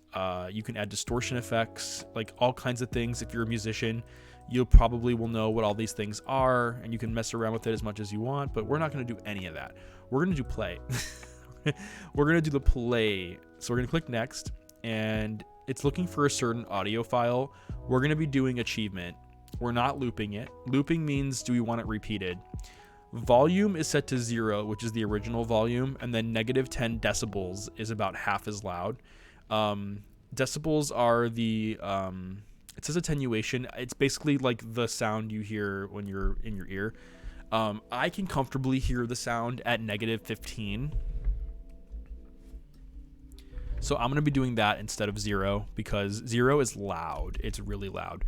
A tag is just referencing the sound. I'm just going to say like success. It's optional though. Remix. Exactly. So we're gonna go ahead and click done. So just to explain what's going on here, we have the mouse button and it's searching for a left click on our poop button. When the poop button gets clicked on the right side here now, it's gonna play the achievement sound, and it's not looping it. You're only gonna hear the sound once. So now that we have what we need, we're gonna go ahead and save our project right here. Right now it's just saving my project, and then we're gonna go to our system here and hit the play button. When you hit play, there's certain things you can do. Just do preview layout. So as you can see here, we have the layout that popped up. You can go into full screen if you want, or you can just do like a half screen. And then you can, oh, wait a minute. I actually did the wrong sound. I'm so stupid. I did the wrong sound. But as you can see here, it's working.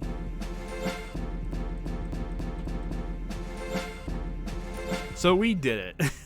It's the wrong sound effect, but we did it. We were able to click the button and a sound plays. Victory poop. So as you can see here, it was really that simple. All we had to do was create this mouse object, have it look for a left click on the button, and then play audio. We're not going to do achievement though. We're going to do button press instead. So let me go ahead and fix that real quick. I don't know if you can hear it, but I'll play it fast. I'll click it fast. So now, as you can see here, it's no problem, Haunted. So this is pretty much like the first step to this puzzle, having it play a sound. If you click anywhere outside the sounds, you won't be able to hear it. But if you click inside the poop, you'll hear the poop. You're hearing the poop. So as you can see here, that's the first step and we're done with it. Puzzle solved. So that's pretty much the first step of the puzzle. We were able to get the buttons into the room. The background was good to go. And then we have all these buttons. The buttons have an instance name variable, aka that name tag, which I don't know where I put it, but we have that name tag that we gave it, and each button has their own specific ID. And then when you click a button, it plays a sound. So you're probably wondering, okay, well, now that we did that, what's the next step? Like, what's the next logical step?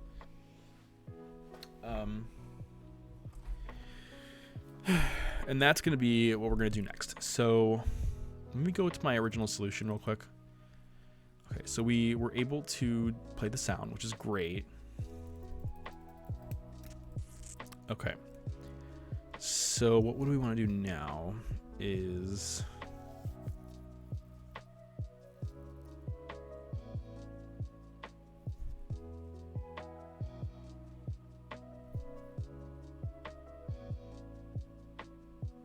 Okay. Haunted Pussy's like, dead ass. Explaining coding and processes as code foreplay would get me going. Big brain. I know. There's a lot of stuff going on here, and I'm just trying to figure out like what I want to do next and how I want to explain it, because when I read this, I read it like a book. Like I'm reading it from point A to point B to point C, and I'm like, okay, perfect. But then I'm like looking at it and I'm like, how am I going to explain this? It's kind of like when you're explaining like a Nancy Drew puzzle to someone. Or Guava, remember when you were doing the Decipher and Escape Room Simulator earlier tonight with me and Monster Minty?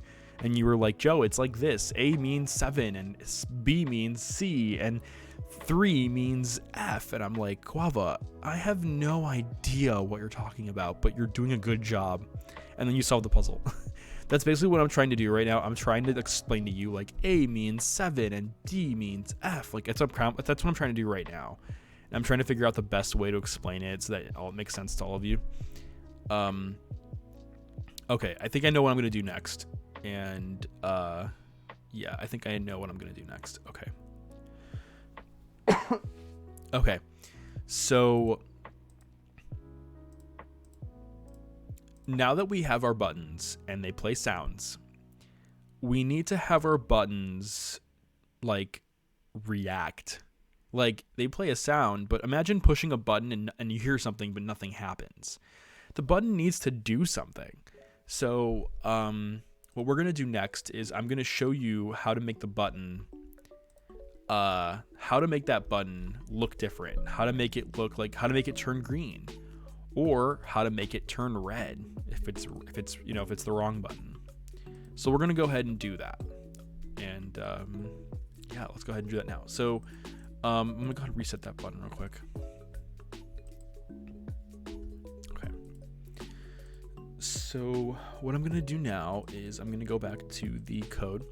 So right now, if we think back to this for a second, the left button click is looking for poop button, and it's playing a sound. What if we want that button to react and turn green? How do we do that? So we're going to add a new action, and because this is the button's behavior, it's not the mouse, it's not the audio, we need to find that button. So let's go to our sprites, let's go to the button, the poop button, and you're going to see all these cool things you can do. All these cool things. I can actually move the button if I wanted to. I can change the button's position. I can make the button ginormous. I can make it grow. I can do so many different things with it. I can destroy it. I can do all kinds of things with it. I can even like add effects to it and like make it do certain things, but we're not going to do any of that. We're just going to make it change color. So I'm going to go ahead and set the frame. So as we remember, 0 is poop brown, 1 is green, and 2 is red. We're going to do 1 for green. That's literally all we did. We just selected the button as an event, and then we're setting the animation frame to 1 because we know that 1 is green. Let's go ahead and hit the play button, and let's launch our game. As you can see here, it turned green. So we were successfully able to turn on all the lights, or all the buttons in this room. That wasn't too bad, wasn't it? It was pretty simple, right? So every time I launch the game, I can go ahead and, change these all to the right one. But, like, Nancy Drew puzzles aren't this easy, Like, Nancy Drew puzzles are not this easy, Like, if I were to give you this puzzle and you're like, oh my gosh, am I really doing this well? Am I doing this good? Oh my god, I can't be doing this well. This is totally good luck. I solved the puzzle. Like, it's not that easy. Like, but the cool thing is we did create a scenario here where you can see how we can interact with this puzzle, and we did like the happy path. In programming, a happy path is basically a scenario where like, think of like the alternate way, like an unhappy path. A happy path is a scenario where you go through a series of steps to the desired outcome, and there's no bad thing that can happen. It's called a happy path. And it's usually done in like demos. If you're demoing something, usually like programmers or software developing firms will do like a happy path where they will direct a like a show so that you're only seeing the parts that are working, or you're only seeing the parts that are successful. And this is across all software development. This is across game development. If you're playing certain games, you might see areas that are blocked off because you're getting guided along a happy path. So that way you don't fall somewhere on accident and then you break the game. So that's pretty much what a happy path means.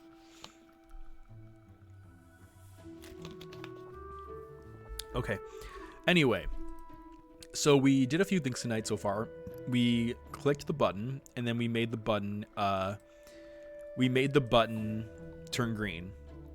If I want the button to turn red, all I have to do is hit the number 2 on this animation frame. When I launch the game, the button turns red. But we don't want this to happen. Like, we don't want the button we don't want this button to turn red and then stay red. We want the button to reset, because in the Nancy Drew game, the button that you clicked wouldn't turn a color. It would like compress down, and then it would come back up again. It would decompress up again, and it would tell you, hey, this is wrong, and then go up again. In this scenario here, these buttons aren't resetting. So we need to figure out a few things to our task list.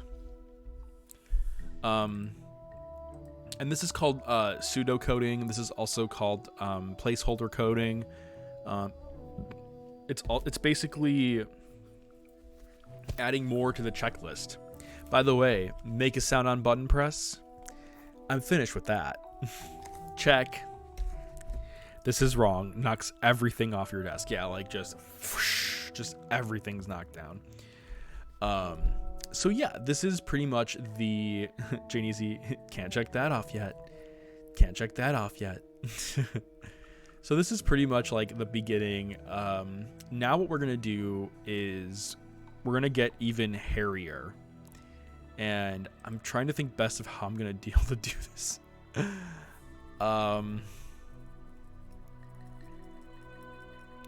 We're gonna get even hairier. I know. I feel really bad because I don't want to get hairier than this, but we're gonna have to. We're gonna have to get hairier. Okay. So. Okay. So. Do it, Joe. Do it, Joe. Do Joe. So, what we're gonna do is I'm gonna show you now the brains of the puzzle. How does the puzzle know which button to push? How does the puzzle know what's right and what's wrong?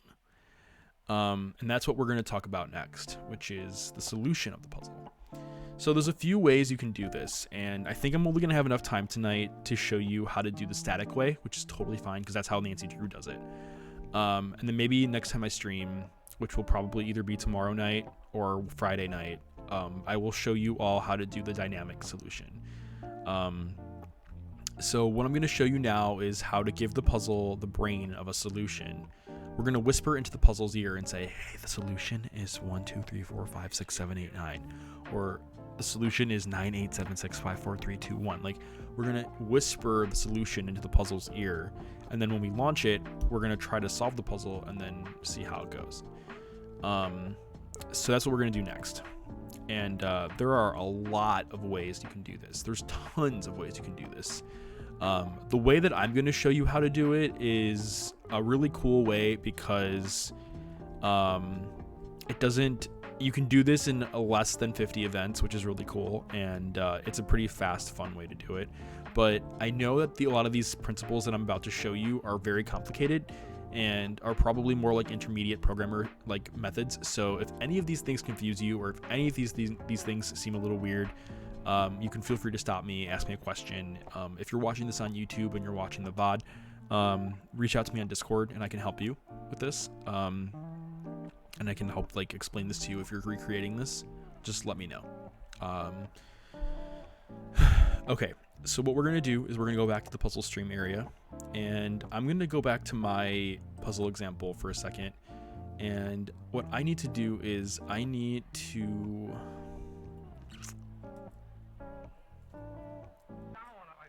load from the array, and then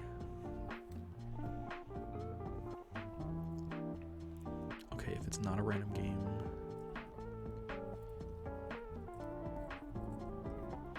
okay, then set it to,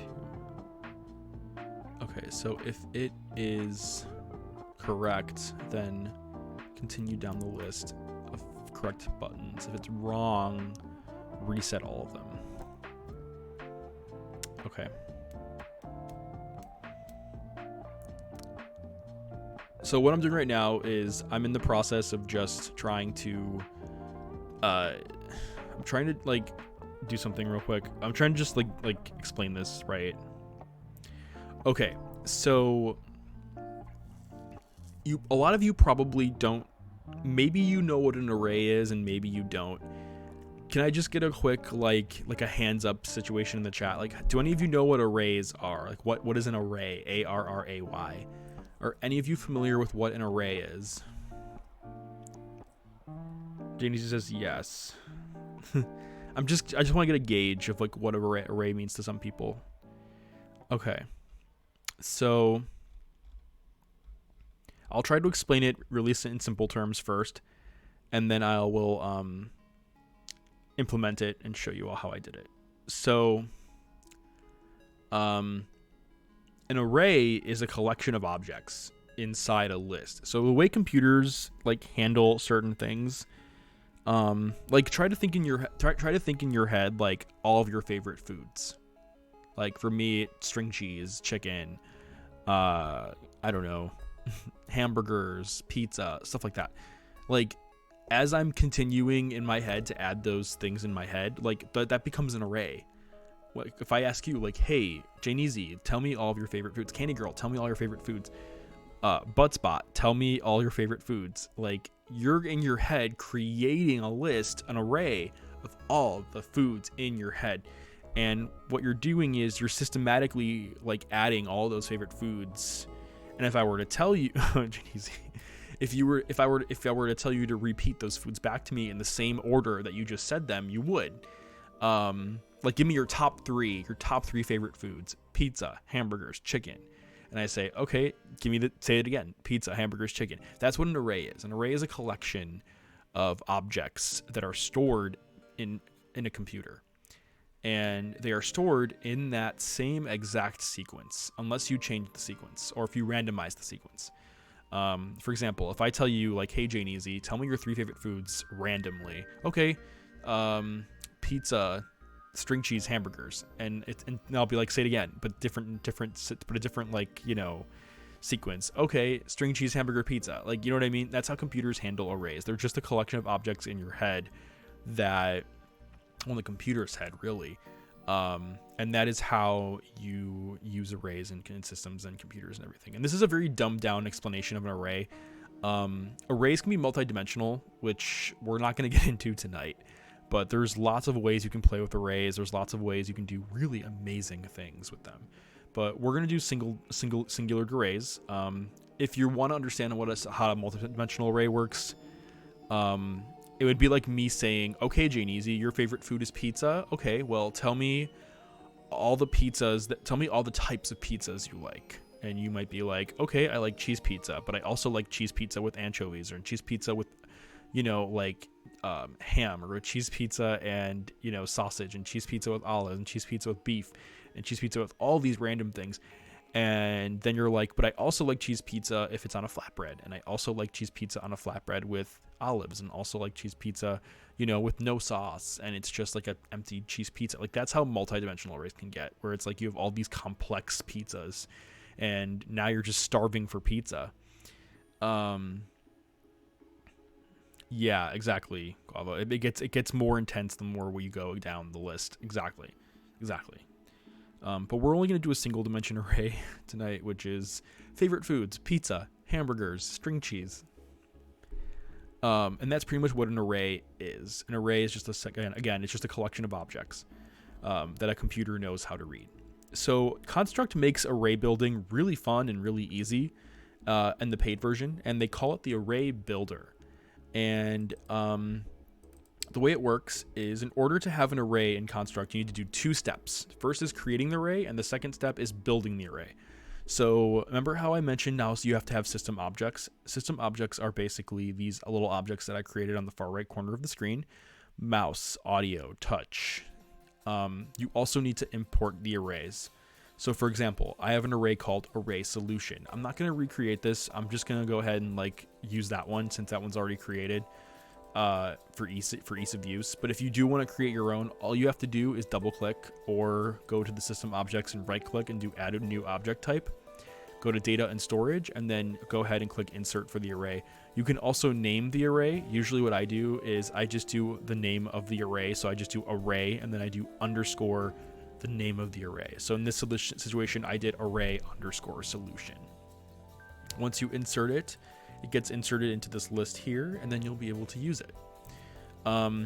If you go to files down here at the bottom of the screen, there's something called the Array Builder. So if I go to array here, so I'm going to show that again. You go to files, you right click, you do add, and you do array. And then what happens is that you create a brand new array in the Array Builder. I'm going to go ahead and use the one I already built called the solution. The way this works in the Array Builder, think of it like an Excel spreadsheet. It's really cool. When it first loads up, you'll have a 0 by 0 array, which only has a 1, which has nothing in it. It's just an empty, for example, imagine me asking you the question, hey, Candy Girl, what are your favorite foods? Okay, before a food even comes into your head, there's that first few seconds where there's no foods, or you have all these foods you're thinking about, but you haven't added any to your answer yet. That's how a new array works. like you have all these ideas for foods, but you haven't added any to your list yet. That's how an empty array works. Math, activate. Yeah, exactly. So you're probably thinking to yourself, well, like, what are we storing in this array though? Like, what exactly are we adding to it? And that's what we're gonna do tonight. I'm gonna show you like how this works. So remember when I said that that arrays and programming languages are 0 based? That is how arrays work as well. So count from 0 to 8. It's 1, 2, 3, 4, 5, 6, 7, 8, 9. How many buttons do we have? 9. So what we're doing is we're creating an array of 8. Well, it's actually technically 9. Almost like gaps. What we're doing is we're creating an array with a width of 9, and what we're doing is it's 0 based. So we're basically adding this array with a size of 9, and as you can see here, it starts with 0. So even though like we have 9 buttons, it goes from 0 to 8 instead of 1 to 9, because in programming languages, that's just how it works. You have to, like, I know it sounds really weird, but yeah. Genezi says the ZZZ. Is that because you're sleeping? I know it's complicated, but what you have to do is, since we have 9 buttons, you want to make sure the width of your array is 9. Don't worry about height or depth. Don't even touch those. Just focus on the width. So now you're probably thinking, now that we have an array that's, 9 buttons, that have 9 buttons in them, what do we do next? So what I'm going to do is I'm going to delete all these.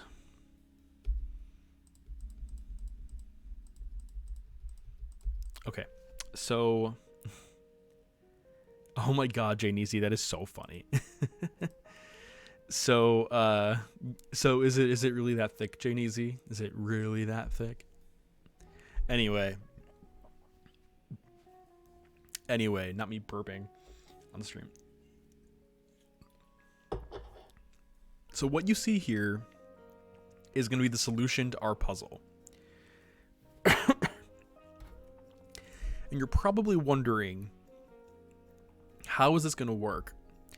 So what's happening here is, starting from 0 to 8, this is the order of the buttons we have to push. So, for example, if I start with 1, and then 2, and then 3, 4, 5, 6, 7, 8, 9, not 89, sorry, 9, this will become the solution to my button puzzle. Because what we're doing is that we're creating an array, and in each in each spot of the array, we're adding a button ID. So like, imagine you're in a room with all those buttons.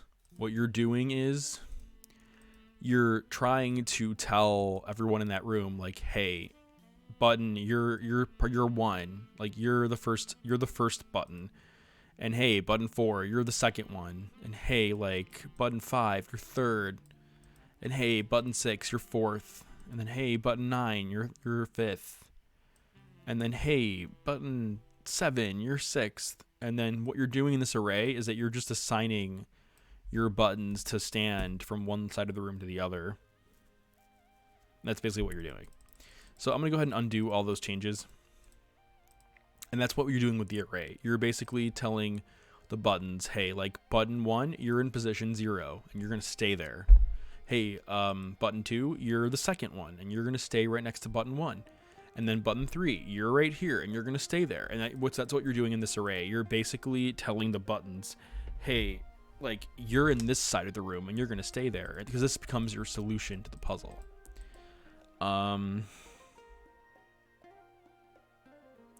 Jane, use this game to disarm a nuke in time. I know, right?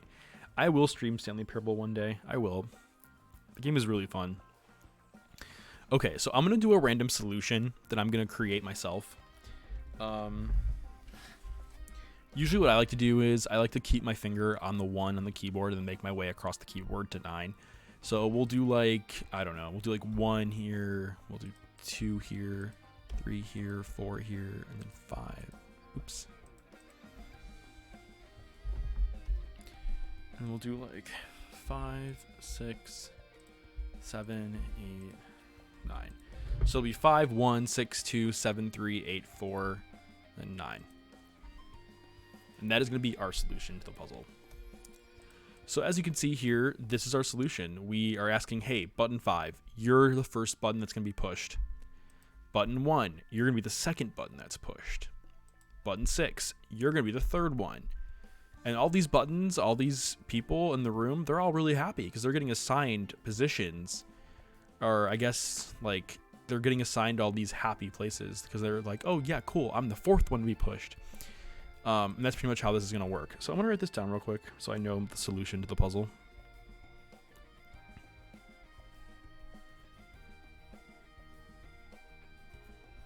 Okay, 5, 1, 6, 2, 7, 3, 8, 4, 9. I'm not sure what you mean, Jane Easy, for the whisper one. Okay, so now that we have the solution to this puzzle, we're gonna go ahead and just go back up to the code. So as you can see here, we don't have the array in here at all right now, and we're gonna have to bring the array in here, but we're not gonna worry about that just yet. So now the next thing I'm gonna do is okay. I'm going to try to explain this as best I can, and there's going to be gaps in my knowledge here. So just hang tight with me for a second.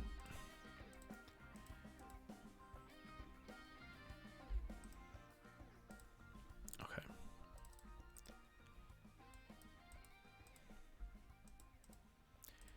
All right. So what's going on here? You're probably wondering, why did I just copy and paste a bunch of stuff in here, and what the hell does it mean? Well, we don't really need this yet, actually, so I'm going to go ahead and get rid of that because that will be confusing to look at.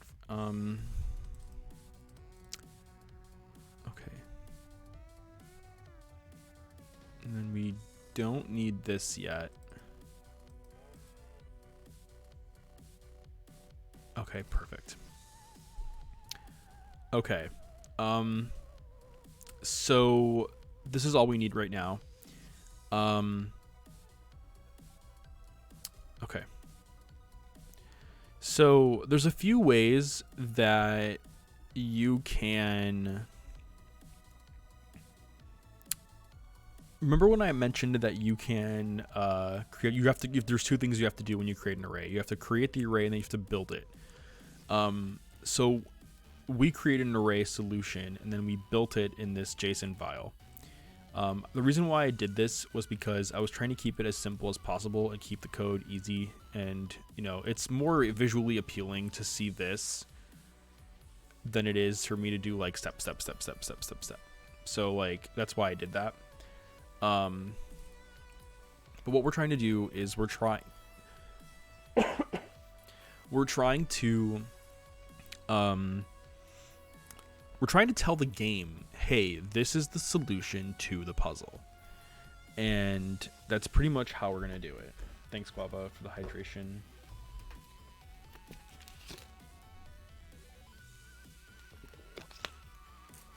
Okay. So now what we're going to do is we are going to try that. So there's two ways you can do this. And the way that I feel comfortable doing it in is called Ajax. So when this is, like I said, I'm going to try my best to explain this the best way I can. I'm going to try to explain this the best way I can. When you start the room, there is a system event called on start of layout. So when you create a new event and you go to system, there's all these really, really cool things you can do for your room. Like I can open the event and say like, hey, do something for me every second my game is running. Compare some variables in my room. Loop through some stuff. Save the game. load the game. There's so many things you can do. And one of the things that's the most popular things you can do is on start of layout. And as you can see here, it says triggered at the start of the current layout. Another thing I can explain that to you is, like, let's say, for example, when you go to Amazon.com, like, something happens when you load Amazon. A page load runs when you go to Amazon.com. And when the page load hits on Amazon, it's like Amazon's doing all these things, like, you know, load up all the recent orders, or load up all the popular, like, deals going on today, load up all the cool things that are happening, like, on Amazon at the moment, like events, load up any special sales going on. So, like, think of a game as this, think of this as the same idea on the start of a layout, on the start of the page. Like, that's pretty much what this means. Hey, Career Polo, welcome in. I'm doing a game development stream, and it's been a really interesting time so far. Hope you're having a great night. And that's the first step that we're doing. So I'm trying to think of a good way to explain what Ajax is. It's like a tripwire or a Rube Goldberg machine. You open a door and a bunch of processes start up. Exactly, Guavo. That's a great way to look at it for that. Exactly. So what this means, exactly. That's like you opening the door for the Rube Goldberg. It's like you pushing that button, so to speak. I'm going to I don't know. I'm trying to,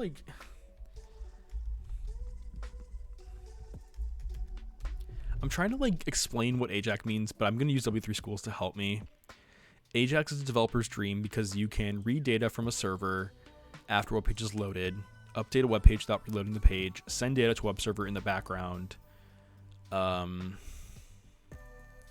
the bright side, you don't have to know any of this. So you're requesting data. That's basically what Ajax's means. It's not a, yeah, you're basically, like, you're trying to request data from something, and then Ajax is really cool because you can get the data back from whatever you're trying to request from. So I can do it from a web server, so, like, I can, like, you know, do like a database, or I can, you know, do Ajax from a file, which in this case, look what file we're calling from. We're calling from this, which is, and what's in this file? The solution to the puzzle. So if none of this makes absolutely any sense at all, don't worry. Like don't worry. Like, if you want to reach out to me on the Discord, I can absolutely try to explain this better.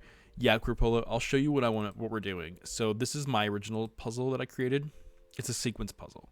So notice how they're turning red. So as you can see here, this is the first correct sequence, the first correct button. But notice how every time it turns red, it resets the buttons. So what we're trying to do is we're trying to do the correct button sequence to open the door. Because right now we're in a room with a locked door, and you have to do the correct button sequence to open the door.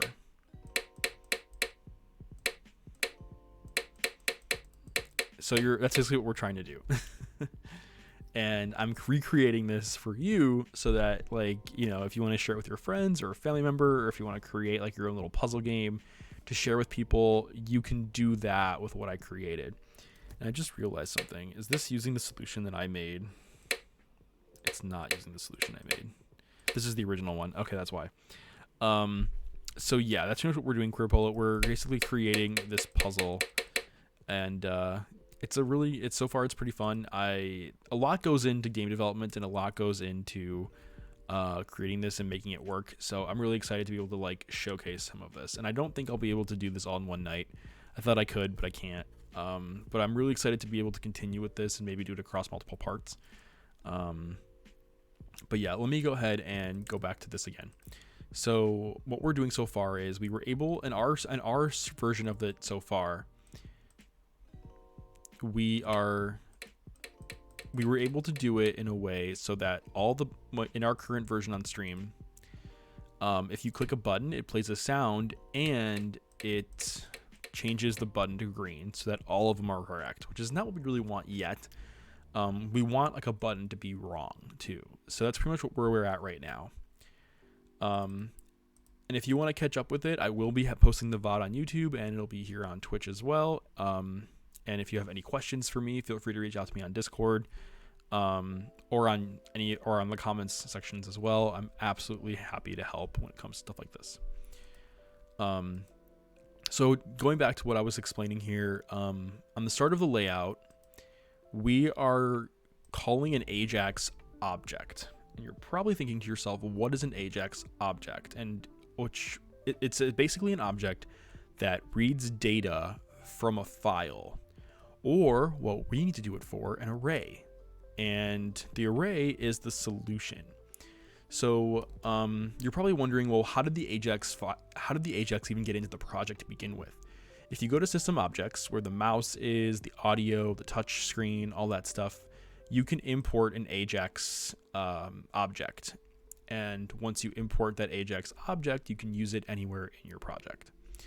So what I'm doing here is I'm going to my System Objects, I'm selecting the Ajax object, and what I want to do is I want to request a file. And what request means, it's basically us telling construct, there's a file that I have over here in this file cabinet, or like, you know, all those favorite foods that I have, like I put them on a piece of paper, and that piece of paper is in that file cabinet. Can you go get it for me? And Ajax is going to be like, oh yeah, okay, where is it? Where is it? What's the name of that, like, you know, file cabinet folder? Can you tell me? And you're like, oh yeah, the name of the file cabinet folder is called solution. And you're like, Ajax is like, oh yeah, okay, it's called solution. So that's how Ajax knows to open the file cabinet and go through the files and be like, found it, found all your favorite foods. That's basically what Ajax is doing right here. We're requesting Ajax to go into that file cabinet and be like, whoop, here it is. Exactly. It's the mailman. Exactly. So what we're doing is we request the project file, and the file in our case is solution.json. And JSON is it's basically where it's a file extension of how the arrays are getting created. I wouldn't overthink it too much. It's just an extension. And then tags are optional. You don't necessarily need to do tags, but I named my tag solution. It's what's more important is the file, which we grabbed here. And as you can see here, this is the step. So on the start of the layout, we are asking Ajax, hey, can you go to that file cabinet and look for a file called solution? All my favorite foods are in there. Ajax says, yeah, of course. So he goes over there, pulls the file, and grabs that information. So now that Ajax has the file, Ajax is holding it. You know, like Ajax has the envelope, which is being green screened out, but Ajax has the envelope, and Ajax is just sitting here with it. And Ajax is like, well, I don't know. I have the file, but I don't know what to do with it. Do you want me to give it to you? And you're like you're trying to grab it, and Ajax won't do anything with it. So the next step in the process is kindly asking Ajax, hey, can I have the envelope so I can put it inside my array? And that's what the next step is, and right here on line 3. So what we're going to do, so just so I can explain this, if you go to your system objects and you go to Ajax, we have something called on completed.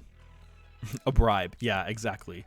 So what this means is triggered when an Ajax request completes successfully, when it grabs that envelope from the file cabinet. So it's looking for a specific tag. In that specific example, maybe we do need the tags then. Okay, so remember when I mentioned like the tags here, you actually do want a tag. So actually do tag your file cabinet stuff. So if we go to system objects and we go to Ajax, you do on completed. So what this means is when Ajax finishes grabbing the file, thanks Jane Easy, when Ajax finishes grabbing that file from the file cabinet, and is holding it. This is you telling Ajax, like, hey, I saw you. I'm looking at you. You're holding the envelope. And Ajax is just like,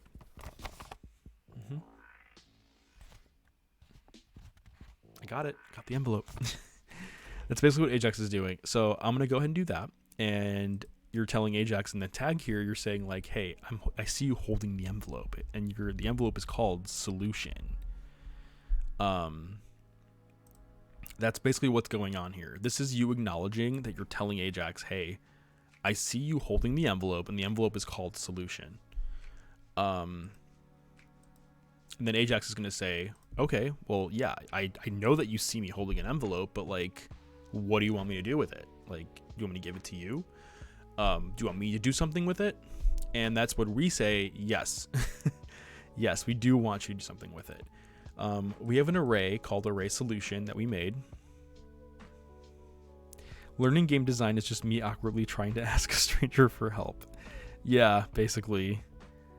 So what we're doing now is we're going to grab our array solution, which is an array we made, which is currently empty, and we're going to have the let me go ahead and just do this real quick. So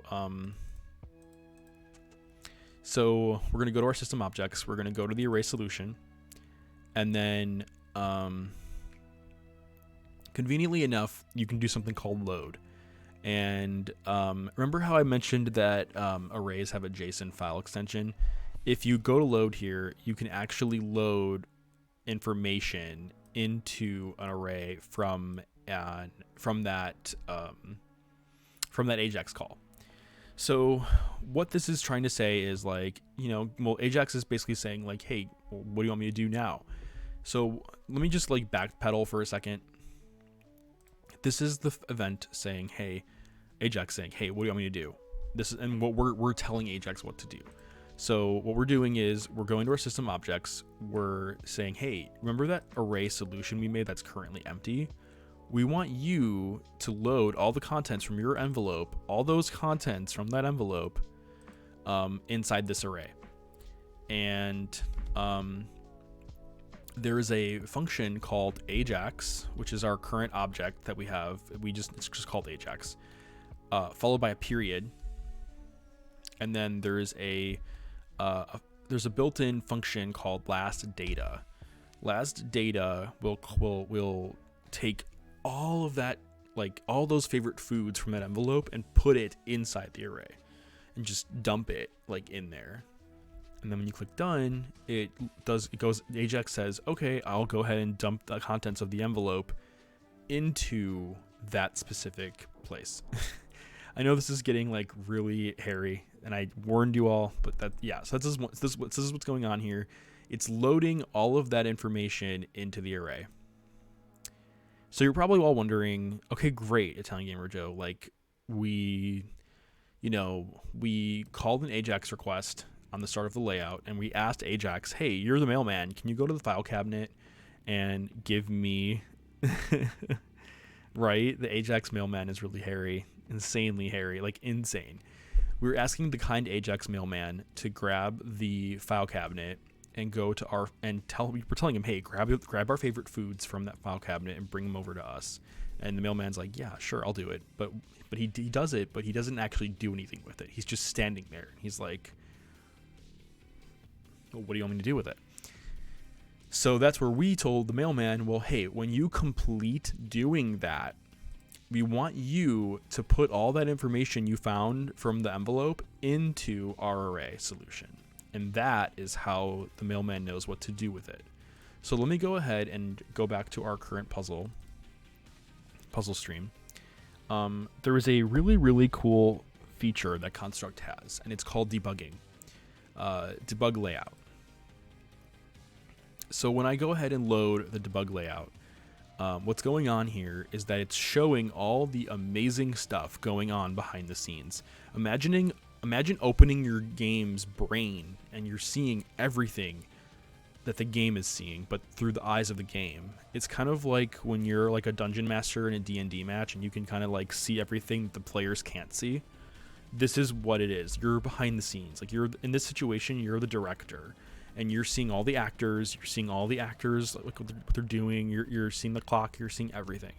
This debugging is basically like all the like I was saying, all the stats. This is just all the stuff. You become the director in this scenario.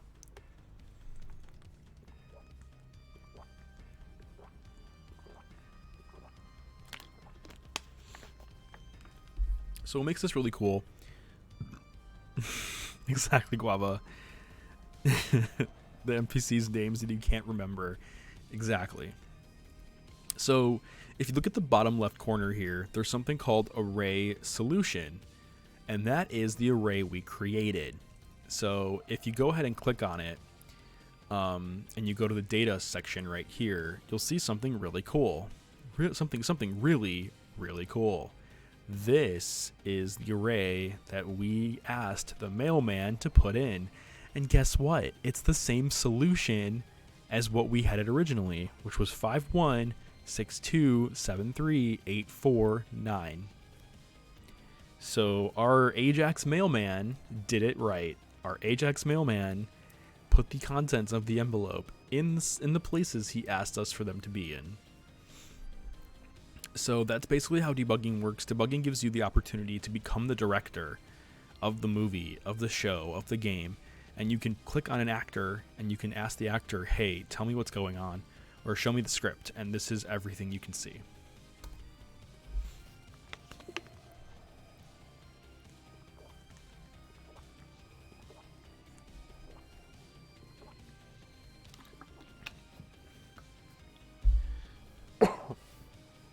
So this is really important because the game now knows the solution to the puzzle. The game knows the solution, but we still have to tell the game, like, hey, the game knows this. It's okay. Imagine whispering to someone. Hey, Guava, I know the solution to the puzzle. And you're just like, what is it? And I'm like, it's 5162738449. And you're like, okay. And then I start like entry pushing buttons, and you're like, and I'm like, but like even though I'm pushing the buttons, nothing's happening. Like, so what's going on here is we told the game this is the solution to the puzzle, but the game doesn't know what to do with it yet. Like, it's like we told the secret to the game, and we're telling the game, like, hey, you know, like, this is the solution, but the game is still confused. The game is like, well, okay, I know the solution, but I still don't know what to do when you tell me to push 5. Like, I mean, in this situation, 5 was right, but I still don't know what to do when you tell me to push 1. All I know right now is you're telling me to turn green. So the next step in this process is to have the game, is to whisper into the game's ear and be like, hey, game, if you don't push anything other than 5, turn red.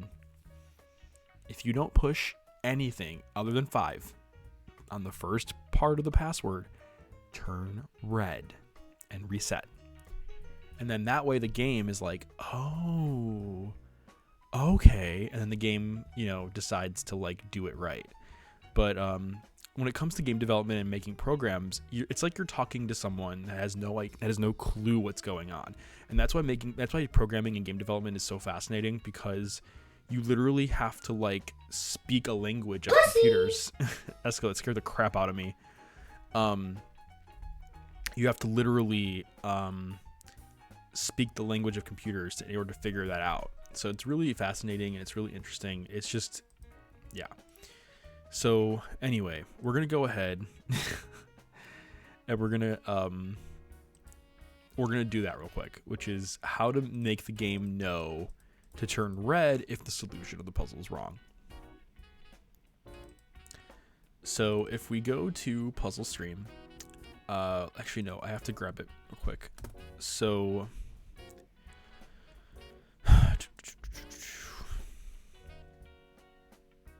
yeah, this is all we need at the moment. Actually, no, I need this too. Okay.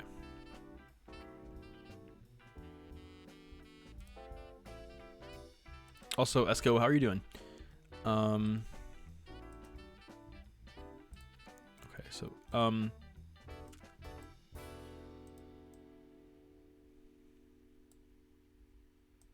if that needs to go here. No. Oh my gosh. This whole thing needs to go here. Okay. All right. So, you're probably all wondering, what did ItalianGamerJoe just do? Why is the code getting more complicated? Can someone please explain something to me? Because I have no idea what's going on here. I will explain it right now. So, we need a few more things, actually.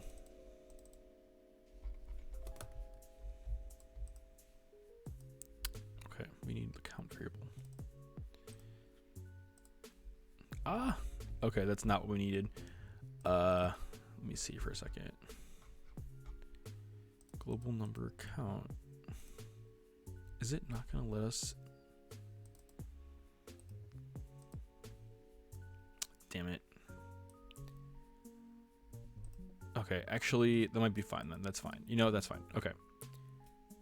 It's like a big connection, web connections and responses. Yeah, exactly, Guava, pretty much.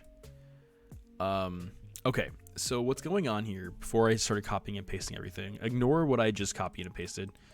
In this first event, which is line 1, we're checking like, hey, is the poop button clicked? Which in this case it is. If the poop button is clicked, play a sound, which we did, and then set the animation frame to green. Well, we don't want to do that anymore. We don't want to change the button to green. What we would rather do is we want to make the game smart. We want to tell the game, hey, did I push a button that was in line with the solution? And if I did push the right button, turn green. If the button is not part of the solution and it's not the right sequence, like it's like Wordle, then turn red. And that's what's going on here. So I'll go ahead and start explaining this. So when you, if you're in Construct and you want a collection of things to happen, but you want to precondition them, that is what's going on right now.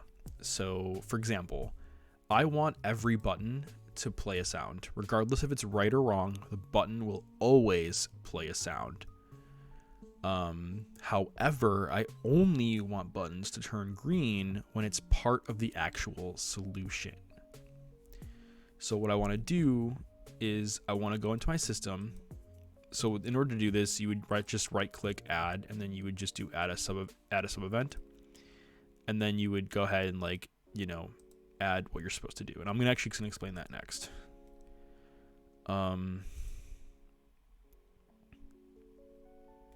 I think I'm missing something else, actually. Hang on 1 second. Yeah, I am missing something. I knew I was missing something. I'm like, wait a minute. Okay. So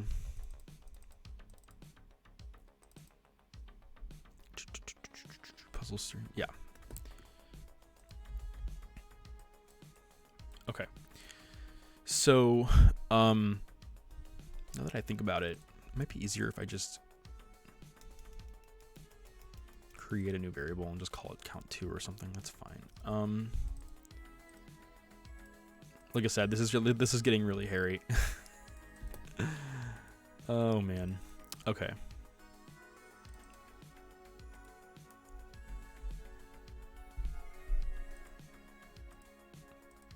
Okay.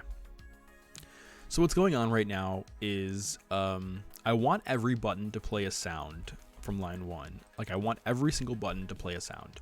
But there's another thing that I want the button to do. And it's I want every button click to also put the Nancy Drew current solution in a different array. So we have the solution to the puzzle, which is currently being stored in an array. But then we also have another array that I created called array current. And we're probably wondering, what does array current mean? If you're trying to solve a puzzle, like for example, if I go here for a second,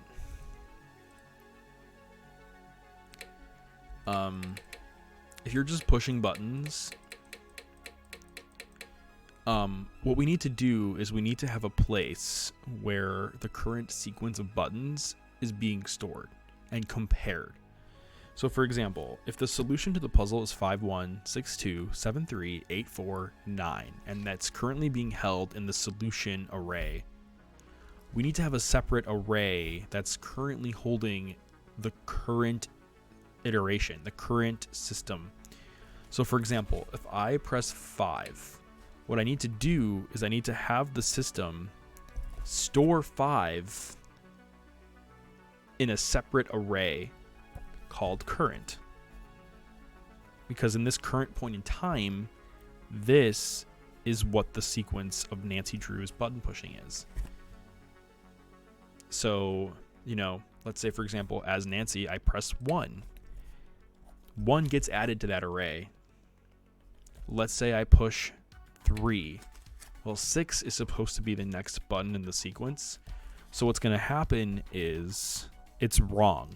It's going to turn red, and then that current sequence, that current puzzle is going to reset. I just used my eraser, and I just erased all of the array's contents. So that's what's going on here. We're basically, if we're playing as Nancy Drew, we're clicking a button. That button's name tag is getting red, and it's getting added to a list, to an array, and it's being compared to the solution. If it's correct, then we keep the solution going. If it's wrong, it turns red, and then we clear out the contents of that current game. So it's kind of like we're resetting it over and over again. So I'm going to go ahead and show you all how that works. So when you click a button, when you click a poop button, we're playing a sound. That's the first step we're doing. The second step we're doing is if Nancy clicks 5, we need to add 5 to that current array. So what we do is we add an action. We go to System Objects. We go to the current array. And arrays have a really cool function called inserts.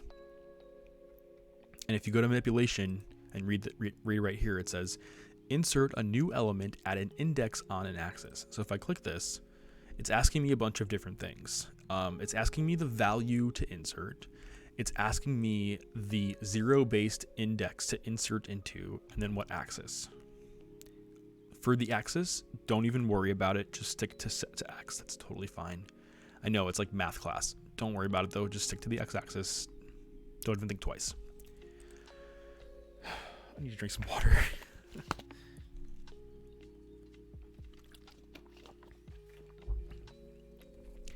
What's next though is the value and the index.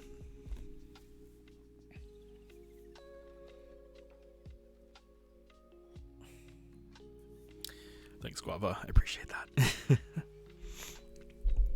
Okay.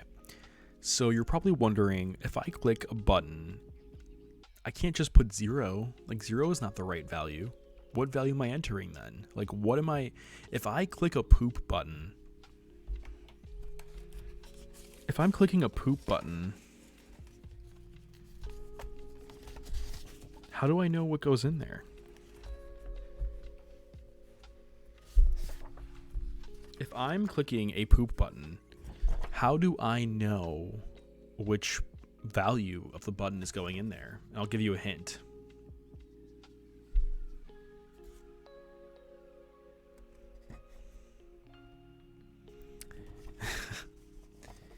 So basically what I'm trying to say is when I click a button, a poop button, I need to add the current value of that button to the current solution. And to do that, I have to access the button's name tag, which is what we assigned it earlier on in the stream, like 2 hours ago, by accessing that button's name tag, that instance variable. So to do that, what we have to do is we have to do SPR button, which is the name of the poop button, and then period, because we use period to access properties inside a button. And then we're going to call the instance variable, or the name tag, which is called button ID.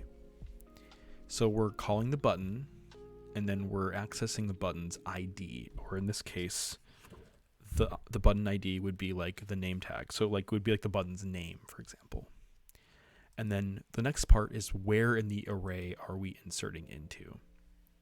So what this means is, am I inserting into the top of the array, the middle of the array, the bottom of the array, the second position, the third position? What position are we inserting into? For now, I created a variable called count2. I'll explain more in a bit what that means, but just for now, we're going to just keep that the way it is. I'm going to go ahead and disable that because we don't really need that. We don't need that yet. At all, actually. So just to reiterate what we're doing here, we have a current array. We're inserting the button ID at index count 2. So what that means is we are adding those array contents into that current array. So let me go ahead and do a debug layout. So we're the director of the movie theater again. So here's the solution of the puzzle. It's 5162738449. And then if you go here at array current, it's empty. There's no values in here at all.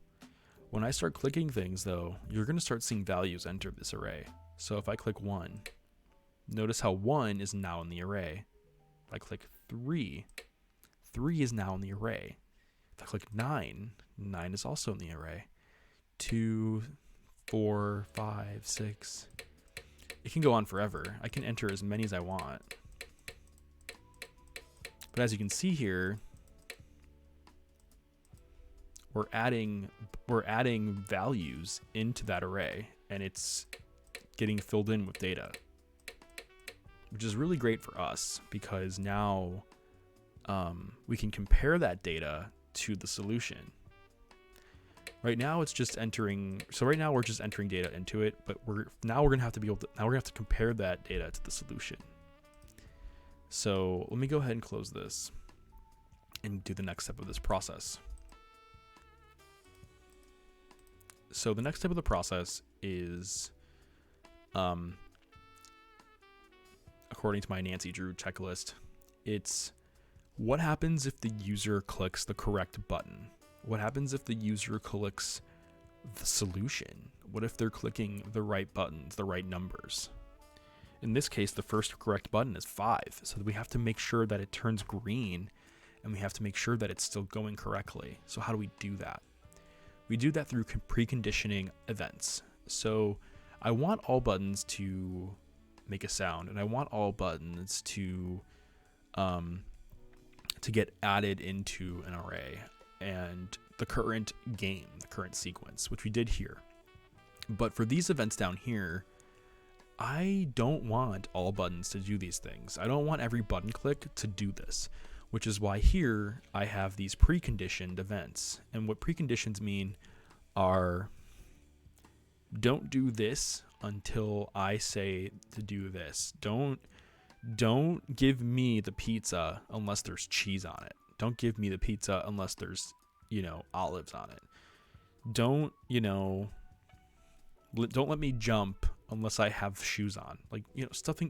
Don't let me drive the car unless my seatbelt's on. Those are preconditions.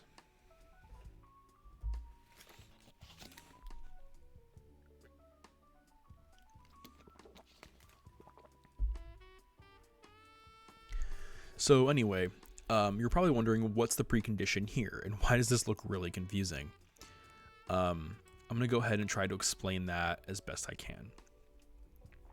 So in order to create a preconditioned event in Construct, what you have to do is you have to, Guava says, if the number before it is clicked. Can you elaborate, Guava? I'm a little confused on that.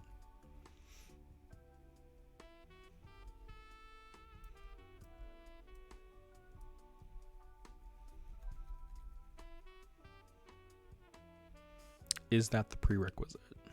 If the number for it turns green? Oh, like what happens before it turns green? Exactly.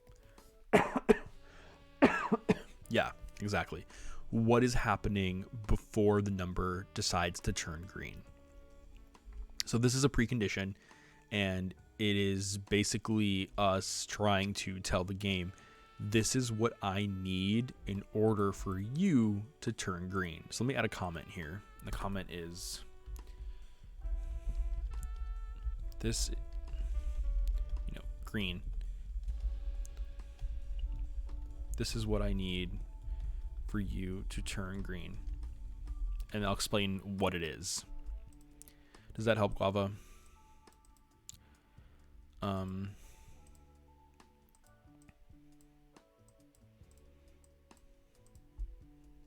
And then in this situation, this would be red, and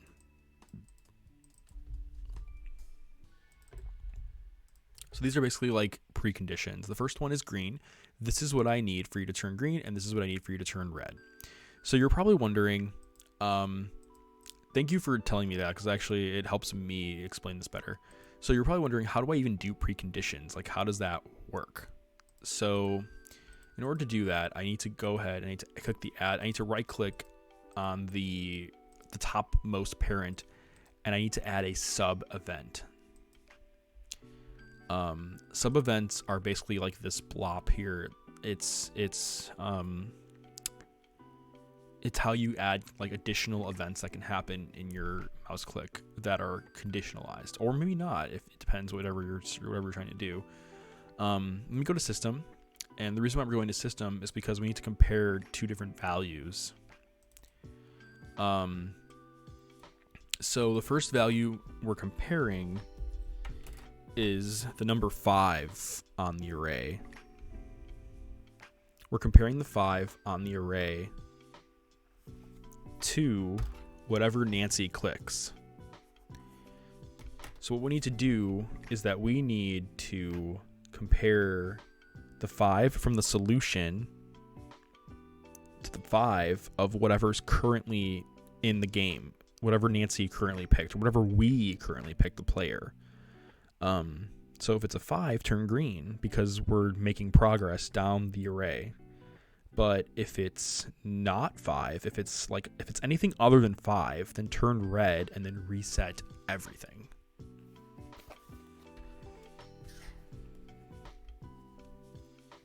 So how do we do that? Well, the construct has something called a compare to values, and what that is that it allows us to compare the value of one array at a current play area of the array to something else. And it doesn't matter what the first value or the second value is, as long as they're being compared, that's fine. So what I'm going to do is I'm going to enter the name of the array. So we're going to do the array solution, and you have to use a period to access all properties inside an array. And there's a built-in function called at. What at means is it's accessing the value of an array at a certain index. So give me the value of your favorite list of foods. Like Guava, if I say, tell me your favorite food, tell me your second favorite food, you're going to go in your head and you're going to list all of your favorite foods in your head. And you're going to be like pizza, hamburgers, string cheese. Joe asked for my second favorite. It's hamburgers. Candy Girl, if she's still here, I'll ask her, what's your second favorite food? She'll say candy, cakes, and cookies. And she'll be like, second favorite is cakes. That's what we're doing here. You're saying all these words and I don't understand a single thing. That's awesome. Hot Dog Couch, yeah, thank you for tuning in, Hot Dog Couch. I wish this was more exciting, but thank you for tuning in, and I hope you have a great night. I hope you have a great night, and thanks again for hanging out. I will definitely be tuning in, Hot Dog Couch, to your art streams. Like when I watch you do art, Hot Dog Couch, I sit there like this the whole time. I'm like that is so cool. Like that is literally me when I watch your streams, Hot Dog Couch. I'm like, that is amazing. Like I'm like I don't even know what he's doing. But it's like, I don't know, it's fun to watch. And I hope that people can also get the opportunity to do the same thing for me. But I hope you have a great night, and feel free to check out the VOD if you want to see how this gets finished. But yeah, have a great night.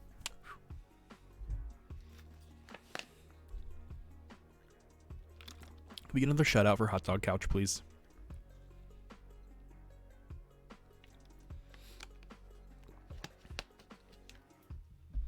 Or I can give the shout out too. Oh, thanks, Wava. Definitely go check out Hot Dog Couch. He is an LGBT streamer that does like a bunch of artwork, and I've seen him do all kinds of different artwork, especially ones based off like tarot cards.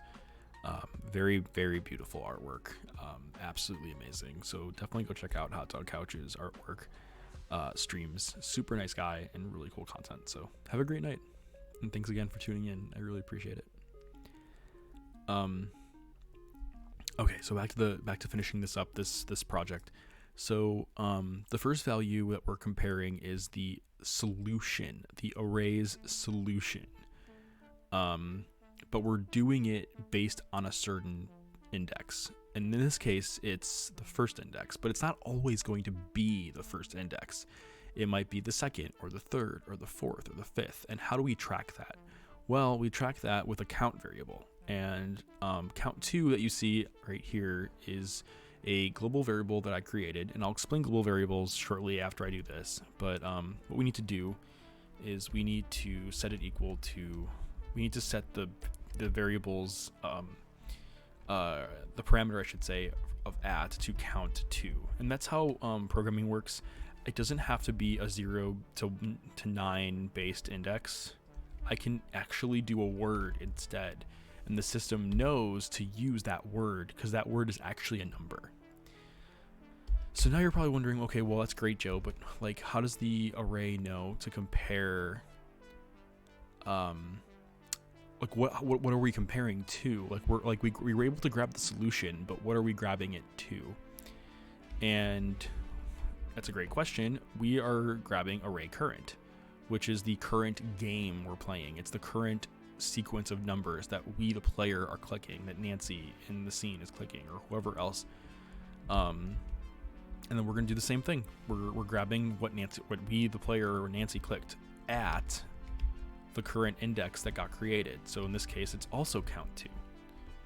And we are checking if they're equal, because if 5 is equal to 5, then we turns green.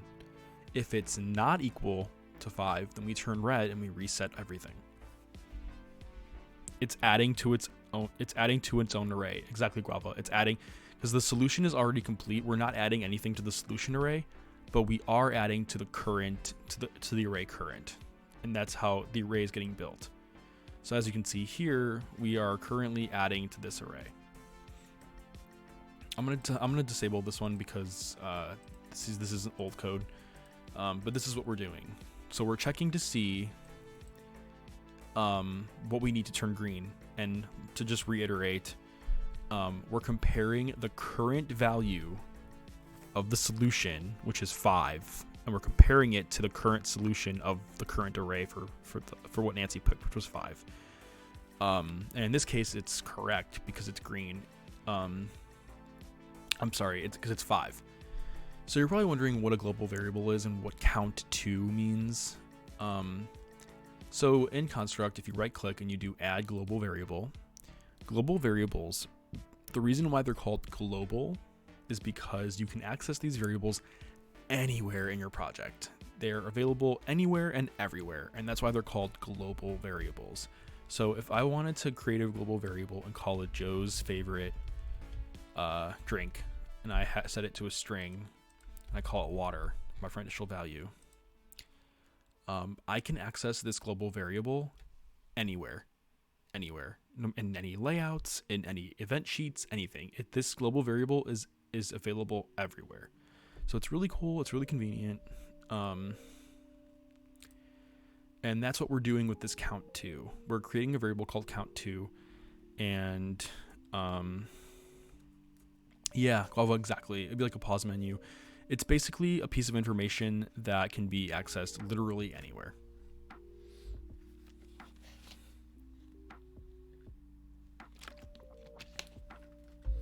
And the reason why we did this is because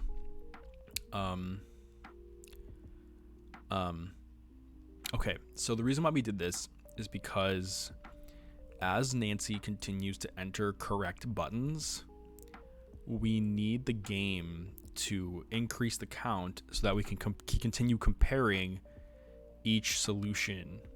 Cause like, here, let me like,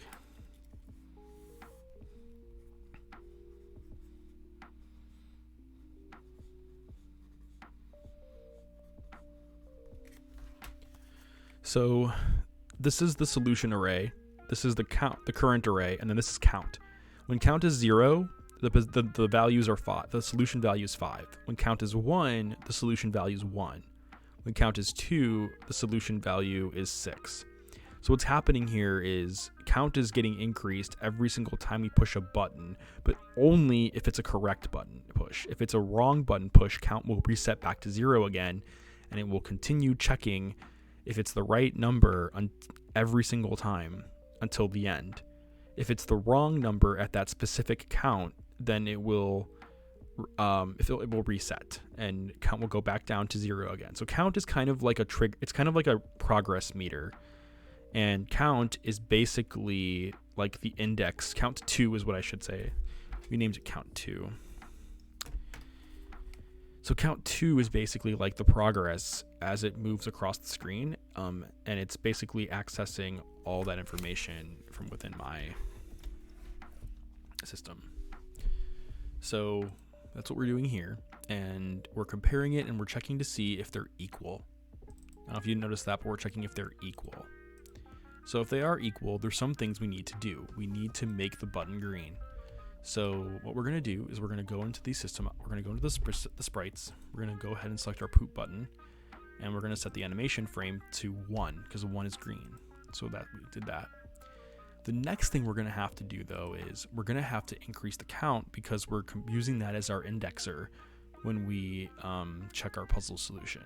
So we're going to go to System, and we're going to go to our global and local variables, which is a bunch of functions.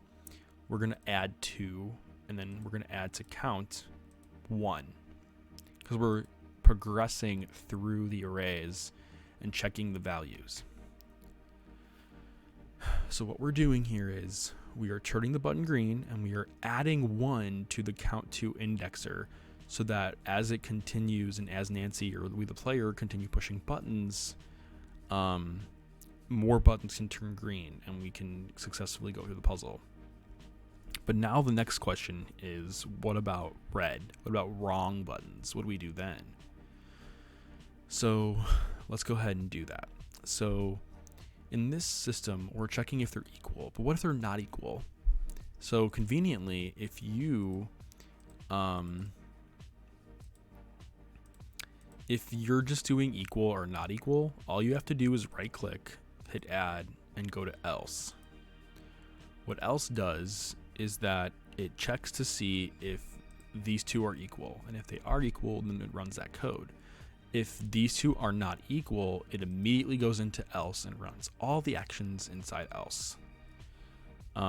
It's really easy, it's really convenient, and you don't have to do anything else other than just creating this else statement. So you're probably wondering, okay, well, what does this mean? Else happens when the button needs to turn red. Exactly. If then else. Exactly. If we the player click the right button, turn green, and then add 1 to count. Otherwise, turn red. So what we need to do is we need to go to our poop button. We need to set the animation frame to 2 because 2 is red. And then we need to reset the button back to the original game, because it's easy if Nancy or we the player only clicked 1 button, but what if we clicked 4 or 5 buttons? We need to reset all the buttons. So to do that, I create a function, and I'm going to explain how functions work right now. So we're going to add an action, and we're going to go into something called functions, and the function we're calling is called reset buttons, or I guess it's calling reset buttons 2. Okay, so we're calling reset buttons 2. So what we're going to do now is we are going to, I'm going to delete these. Okay. So what we're going to do now is we are going to make our way to the bottom of the screen here, and you're going to see something called a function. Functions are basically collections of repeatable code that you can group together into what's called a function. And functions are really great because it gives us the opportunity to group together these functions, and we can call them anywhere in our project, literally anywhere, which is convenient and great and awesome. So what we're doing here is what happens when the user clicks a button that's wrong. What you need to do is you need to set the animation frame to red. So we're setting the poop button to red, and then we're going to call a function. So in my original project, what I was doing was I had the system wait 0.5 seconds. Because what I want to do is I want to show the player that they're wrong, but I don't want it to flash really fast. I want the player to see that it's wrong for like a half a second and have it register that they clicked the wrong button. And then what I'm doing is I'm resetting the entire array that we just created, the current array current. So what I'm doing here is in order to reset the array that we were making, you notice how like if Nancy pushes current for 5, we need to delete that 5 from current. And in order to do that, all you have to do is set the width of an array.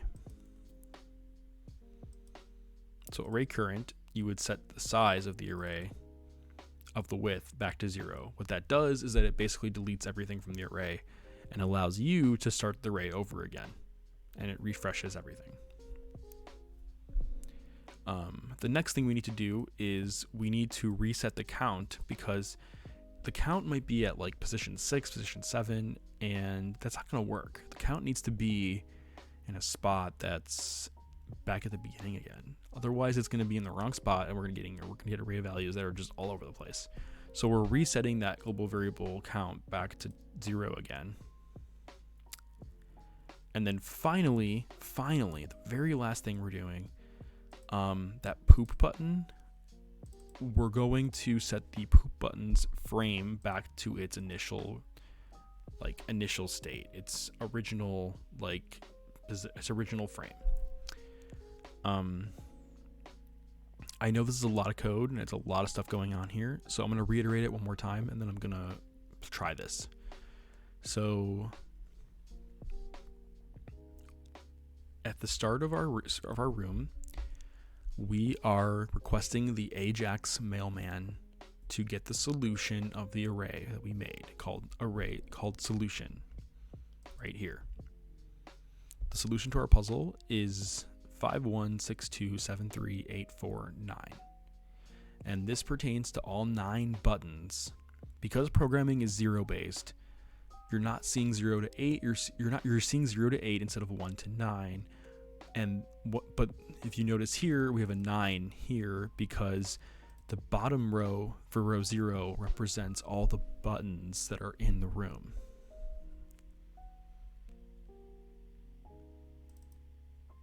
So that's what's happening here. We're asking Ajax to call that solution.json file with tag solution. We're asking the Ajax object, hey, go to that file cabinet and get the envelope for us. Ajax says, okay, but it's holding the envelope and not doing anything with it. What we need to do is we need to tell Ajax, hey, when you're done grabbing that envelope, can you please empty out the contents of that envelope into a basket for me called array solution? And the mailman, Ajax mailman, the hairy Ajax mailman will say, yeah, absolutely. 0 corresponds to all the buttons like a parent.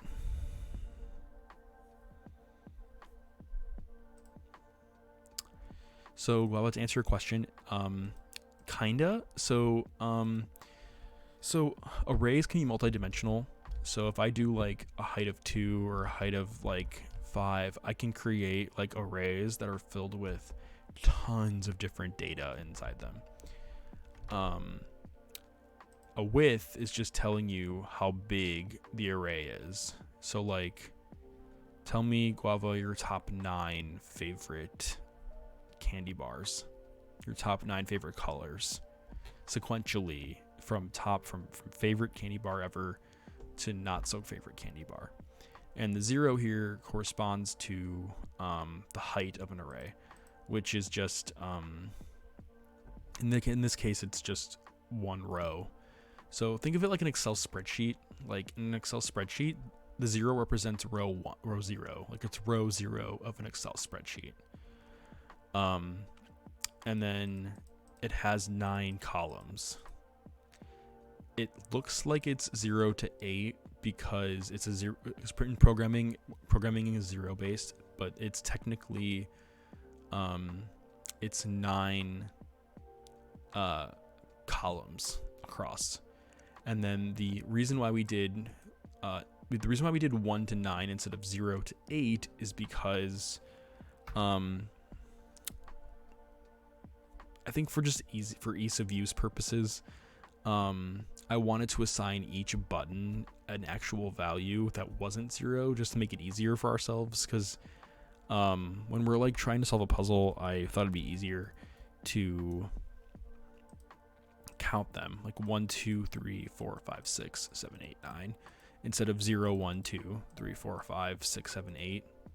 I didn't want to, because like notice how in the instance variables for the button here, I didn't give it 0, I give it 1, because I think when people solve puzzles in their head, they don't consider this button a 0. They consider it 1. It's like 1, 2, 3, 4, 5, 6. So when you go to the solution here, they're doing 0 to 8, but I'm doing 1 to 9 because this is the actual solution to the puzzle.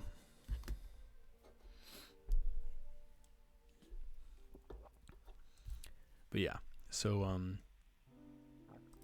if you have more questions on that, feel free to let me know, or you can ask me off stream, or even now if you really want to. So the Ajax mailman loads all that content into the array solution using a function called ajax.lastData, and last data is the last thing the mailman was holding. In this area, this is the mouse left button click. If the I'm gonna click away from it for a second. If the mouse button clicks the poop button, it's gonna play a sound, and it's also going to add the name tag button ID to our current array game, our current array.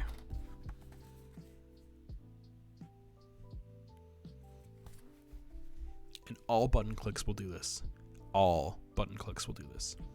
However, there are 2 events that are going on here. Sandy's like, oh my God. There are 2 button events that are going on here that will not apply to all button clicks. The first one is the green scenario, and the second one is the red scenario. The green scenario is if the solutions array is matching the current game. So in this case, it would be like if Nancy picked 5 and the solution is also 5, then great. In that scenario, turn green and then go to the next part of the sequence. In this case, it would be 1 for count, and then 1 happens to also be the next number in the solution. But what if that's not the case? What if Nancy doesn't push 1? Like, what if she pushes 3 or 4 or 5? That's where else comes in. In this situation, the button will turn red, and we'll call a function called resetButtons2. In the resetButtons2 function, we are waiting half a second to just show the player, like, hey, it turned red. It's wrong. We are emptying out the array current, which is the games array in this notepad. It would be right to set this array right here. It's whatever the current solution Nancy's entering or we, a player, are entering. We're resetting count back to 0 again because that's how the array is checking like which solution, which one we're currently at. And finally, we're resetting the button back to brown again. So let's go ahead and test this out. Oh wait, that's the wrong one.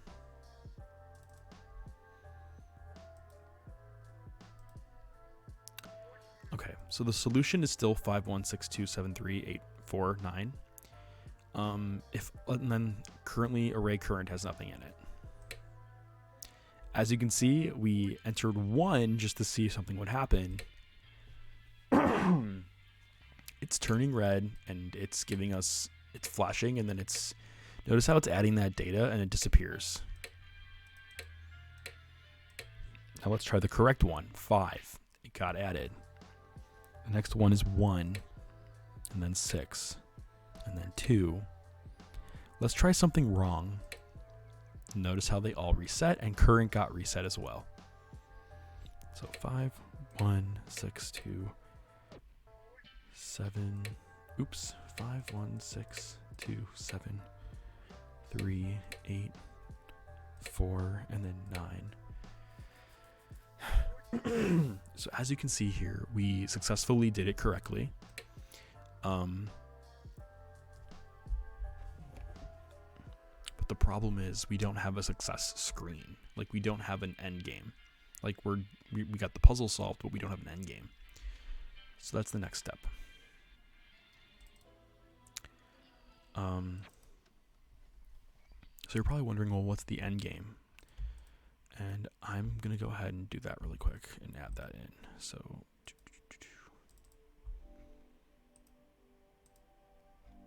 then where did I have that originally? So it is inside the mouse click. Okay. So, okay. And then we're not doing random games. I'll talk about random in another stream, because that's going to be another part that we're going to do. Okay. So you're probably wondering, how does the game go from the end game? What happens when the puzzle's solved? How do we know the puzzle is solved? So as Nancy, or I guess in this case the player, is going from one part of the screen to the next. Or not, I'm sorry. As the player is pushing buttons, the current array is going to grow. It's going to grow, and it's going to grow, and it's going to grow until it gets to the point where the number of elements inside the array, inside solution, is going to match the number of elements inside current.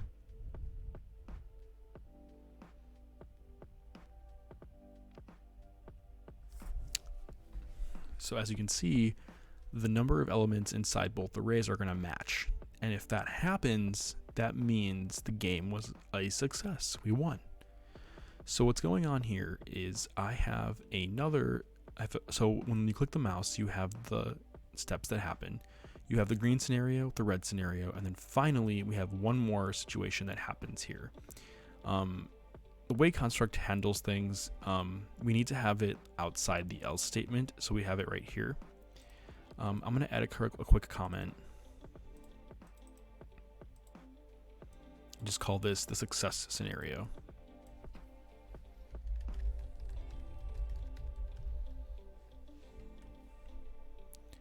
So what's happening is this is still, actually no, wait, hold on. Is it still?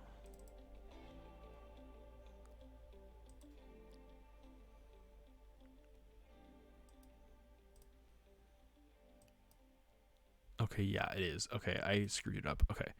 It's it needs to be inside here. Wait, but sorry everybody. 1 second. Yeah, that's not right. It shouldn't do that. Okay. This is right. Okay. So what's going on here is we have the green scenario, the red scenario, which is the else, and then finally the success scenario. This is like the finish line. So what we're doing here is we're doing another, similar to how we did the green scenario where we are comparing two values. We're doing the same exact thing here. So what I'm doing is I'm comparing two values. I'm going into system.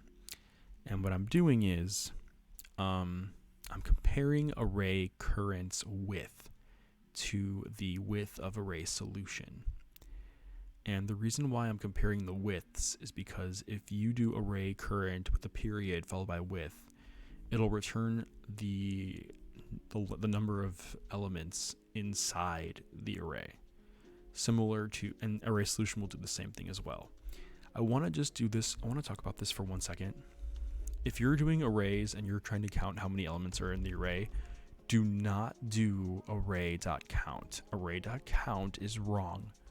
Array.count will tell you how many arrays are on the screen, and that is not right. That is not right. You want to do array.width. Array.width is how many elements are inside the array. Array.count is how many arrays are in the room, and that's wrong, because that will always return 1, and then your puzzle will always get solved. You want to do array.width, which tells you how many elements are inside the array, how many contents are inside that array. So just wanted to clear that up real quick for people.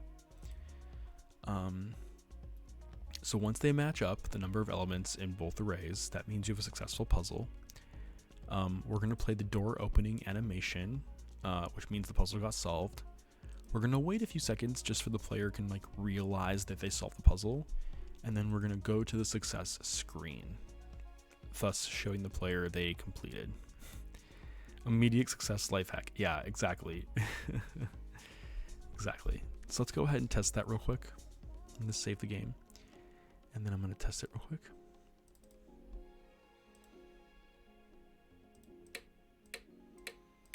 So as you can see, it's still working. And let's go ahead and enter the correct solution. So 5, 1, 6, 2, 7, 3, 8, 4, and then 9. I don't know. I don't know why I played that. I didn't want it to play that. I was having. It's usually the achievement one. Okay, let's do that again. 5, 1, 6, 2, 7, 3, 8, 8, 4, 9. There we go.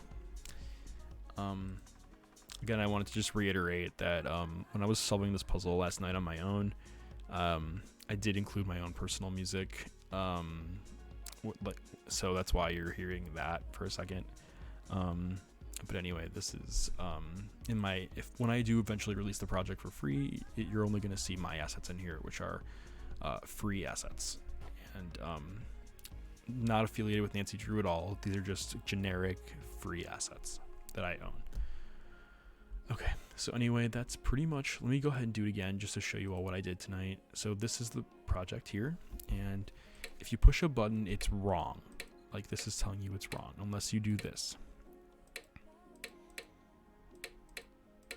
And it opens the door. So if I go back to this solution right here, this area, I can actually delete and change the solution to whatever I want it to be. So if I go ahead and hit delete on all this, and I do 1, 2, 3, 4, 6, 7, 8, 9. If I do that, and then I go to my game and I play it, 5 is no longer the solution. It's 1, 2, 3, 4, 5, 6, 7, 8, 9. So I can go into this file and I can change the solution to whatever I want it to be. I can change it to literally anything I want.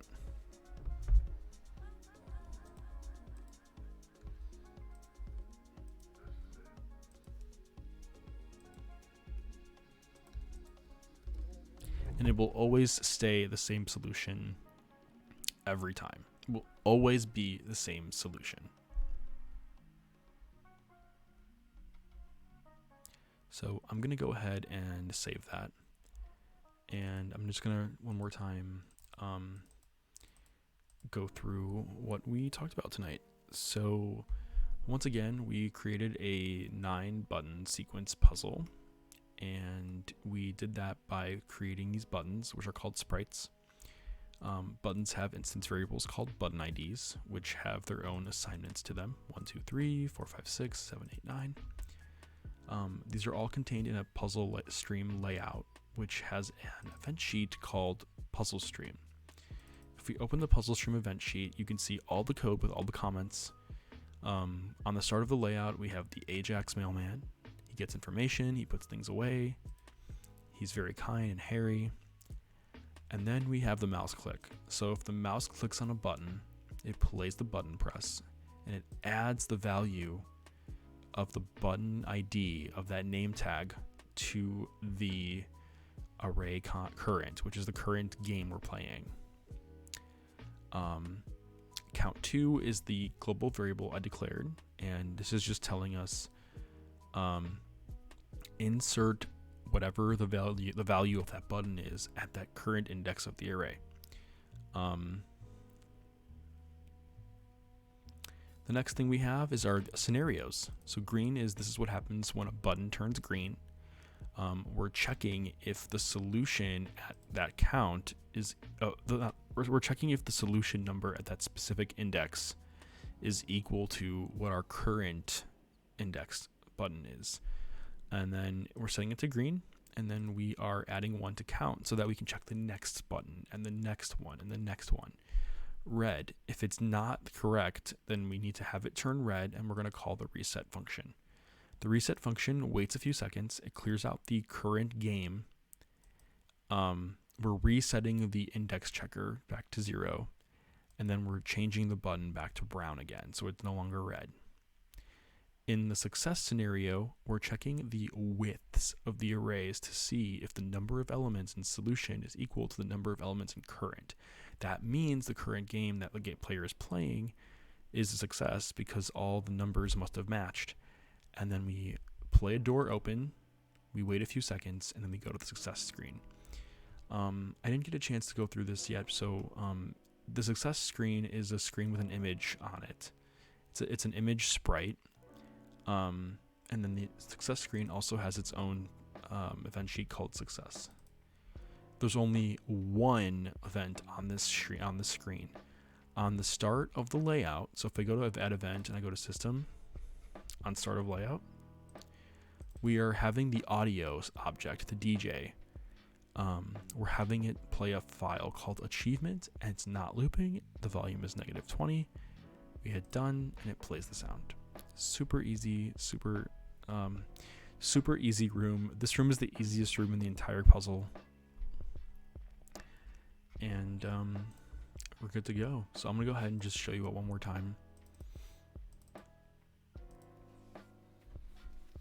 So if you're getting the wrong button, and if we're doing the right button,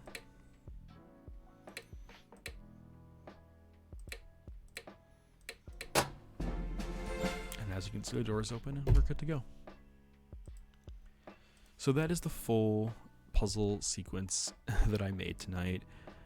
It is a static solution, which means the puzzle only changes the solution if you go into this file and you change the solution here.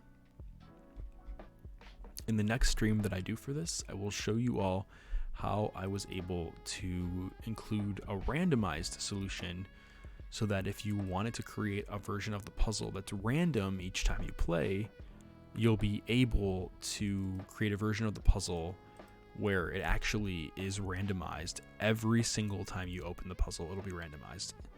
And it'll always be a fresh new game each time. So that'll be the next stream I do, which might be either tomorrow night or Friday. And I'll give you the opportunity to see a really cool version of this puzzle where it's randomized every time. To give you a little preview, there's a few additional pieces we're going to have to change our code around. I'll be showing you all another global variable called random game, which is a boolean I created. And then we're going to have to change our code a little bit, where we're going to check if it's a random game versus if it's a standard game. And then the success changes when it comes to the random game, because we have to check the random array versus the versus the regular array. So there's a few minor things we have to change when it comes to the random game, and yeah, I'm gonna have to explain that. Construct has something called an advanced random, which is really, really cool. It's one of the coolest things I've experienced with Construct so far. It's an object that lets you determine the size, and then it will randomly give you either repeating or non-repeating objects, and you can receive that random string of randomized numbers, and you can create the sequence out of it. So it's really cool. It's a lot to talk about at 1 o'clock in the morning, but I'm excited to talk about that either tomorrow or Friday. So what I'm gonna do is I'm gonna just go to the main area of this puzzle, and when I'm completely finished with this puzzle and I have the randomized version of it, I'm going to upload this puzzle to a shared repository so that you can download it for yourself and you can have your own version of the puzzle to use and to have fun with my comments and everything. If you decide you want to play with this puzzle and incorporate it in your own commercial game or something, please attribute ItalianGamerJoe either in your credits. That way you can give me attribution for it. That's all I ask for, just an attribution. Just put me in your credits and just say, this logic was found by ItalianGamerJoe. That's totally fine. That's all I ask for. I'm not sure where yet I'm going to upload these projects. It'll either be OneDrive or GitHub or something. I might do like a GitHub repository where I just upload all these projects to GitHub, or I might do OneDrive. We'll see what I decide to do. I'm gonna go ahead though and see who's online so I can raid someone. So let me jump over to just chatting. But thanks again, everybody, for looking at this. And if you have questions at all, reach out to me on the Discord. Reach out to me. I'm available on the Discord anytime if you want to like debug it with me, or if you want to work on this. I can answer any construct questions you may have. Let me see who's online tonight, or I should say who's still online.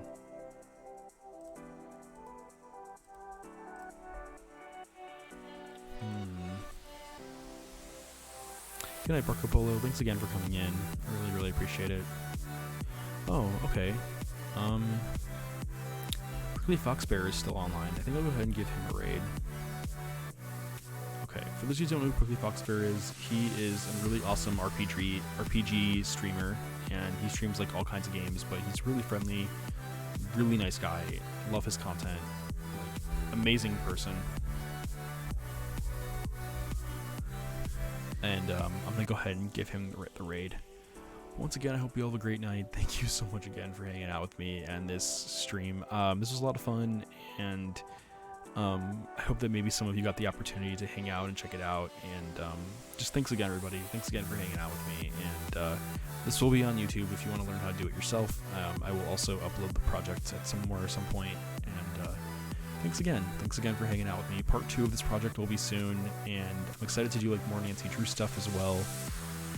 But yeah, let's go check out Prickly Foxbear. I hope you all have a great night. Prickly is awesome. He's playing Final Fantasy, Crystal Chronicles, so let's go hang out with Prickly. And good night, everybody. ItalianGamerJoe is signing off.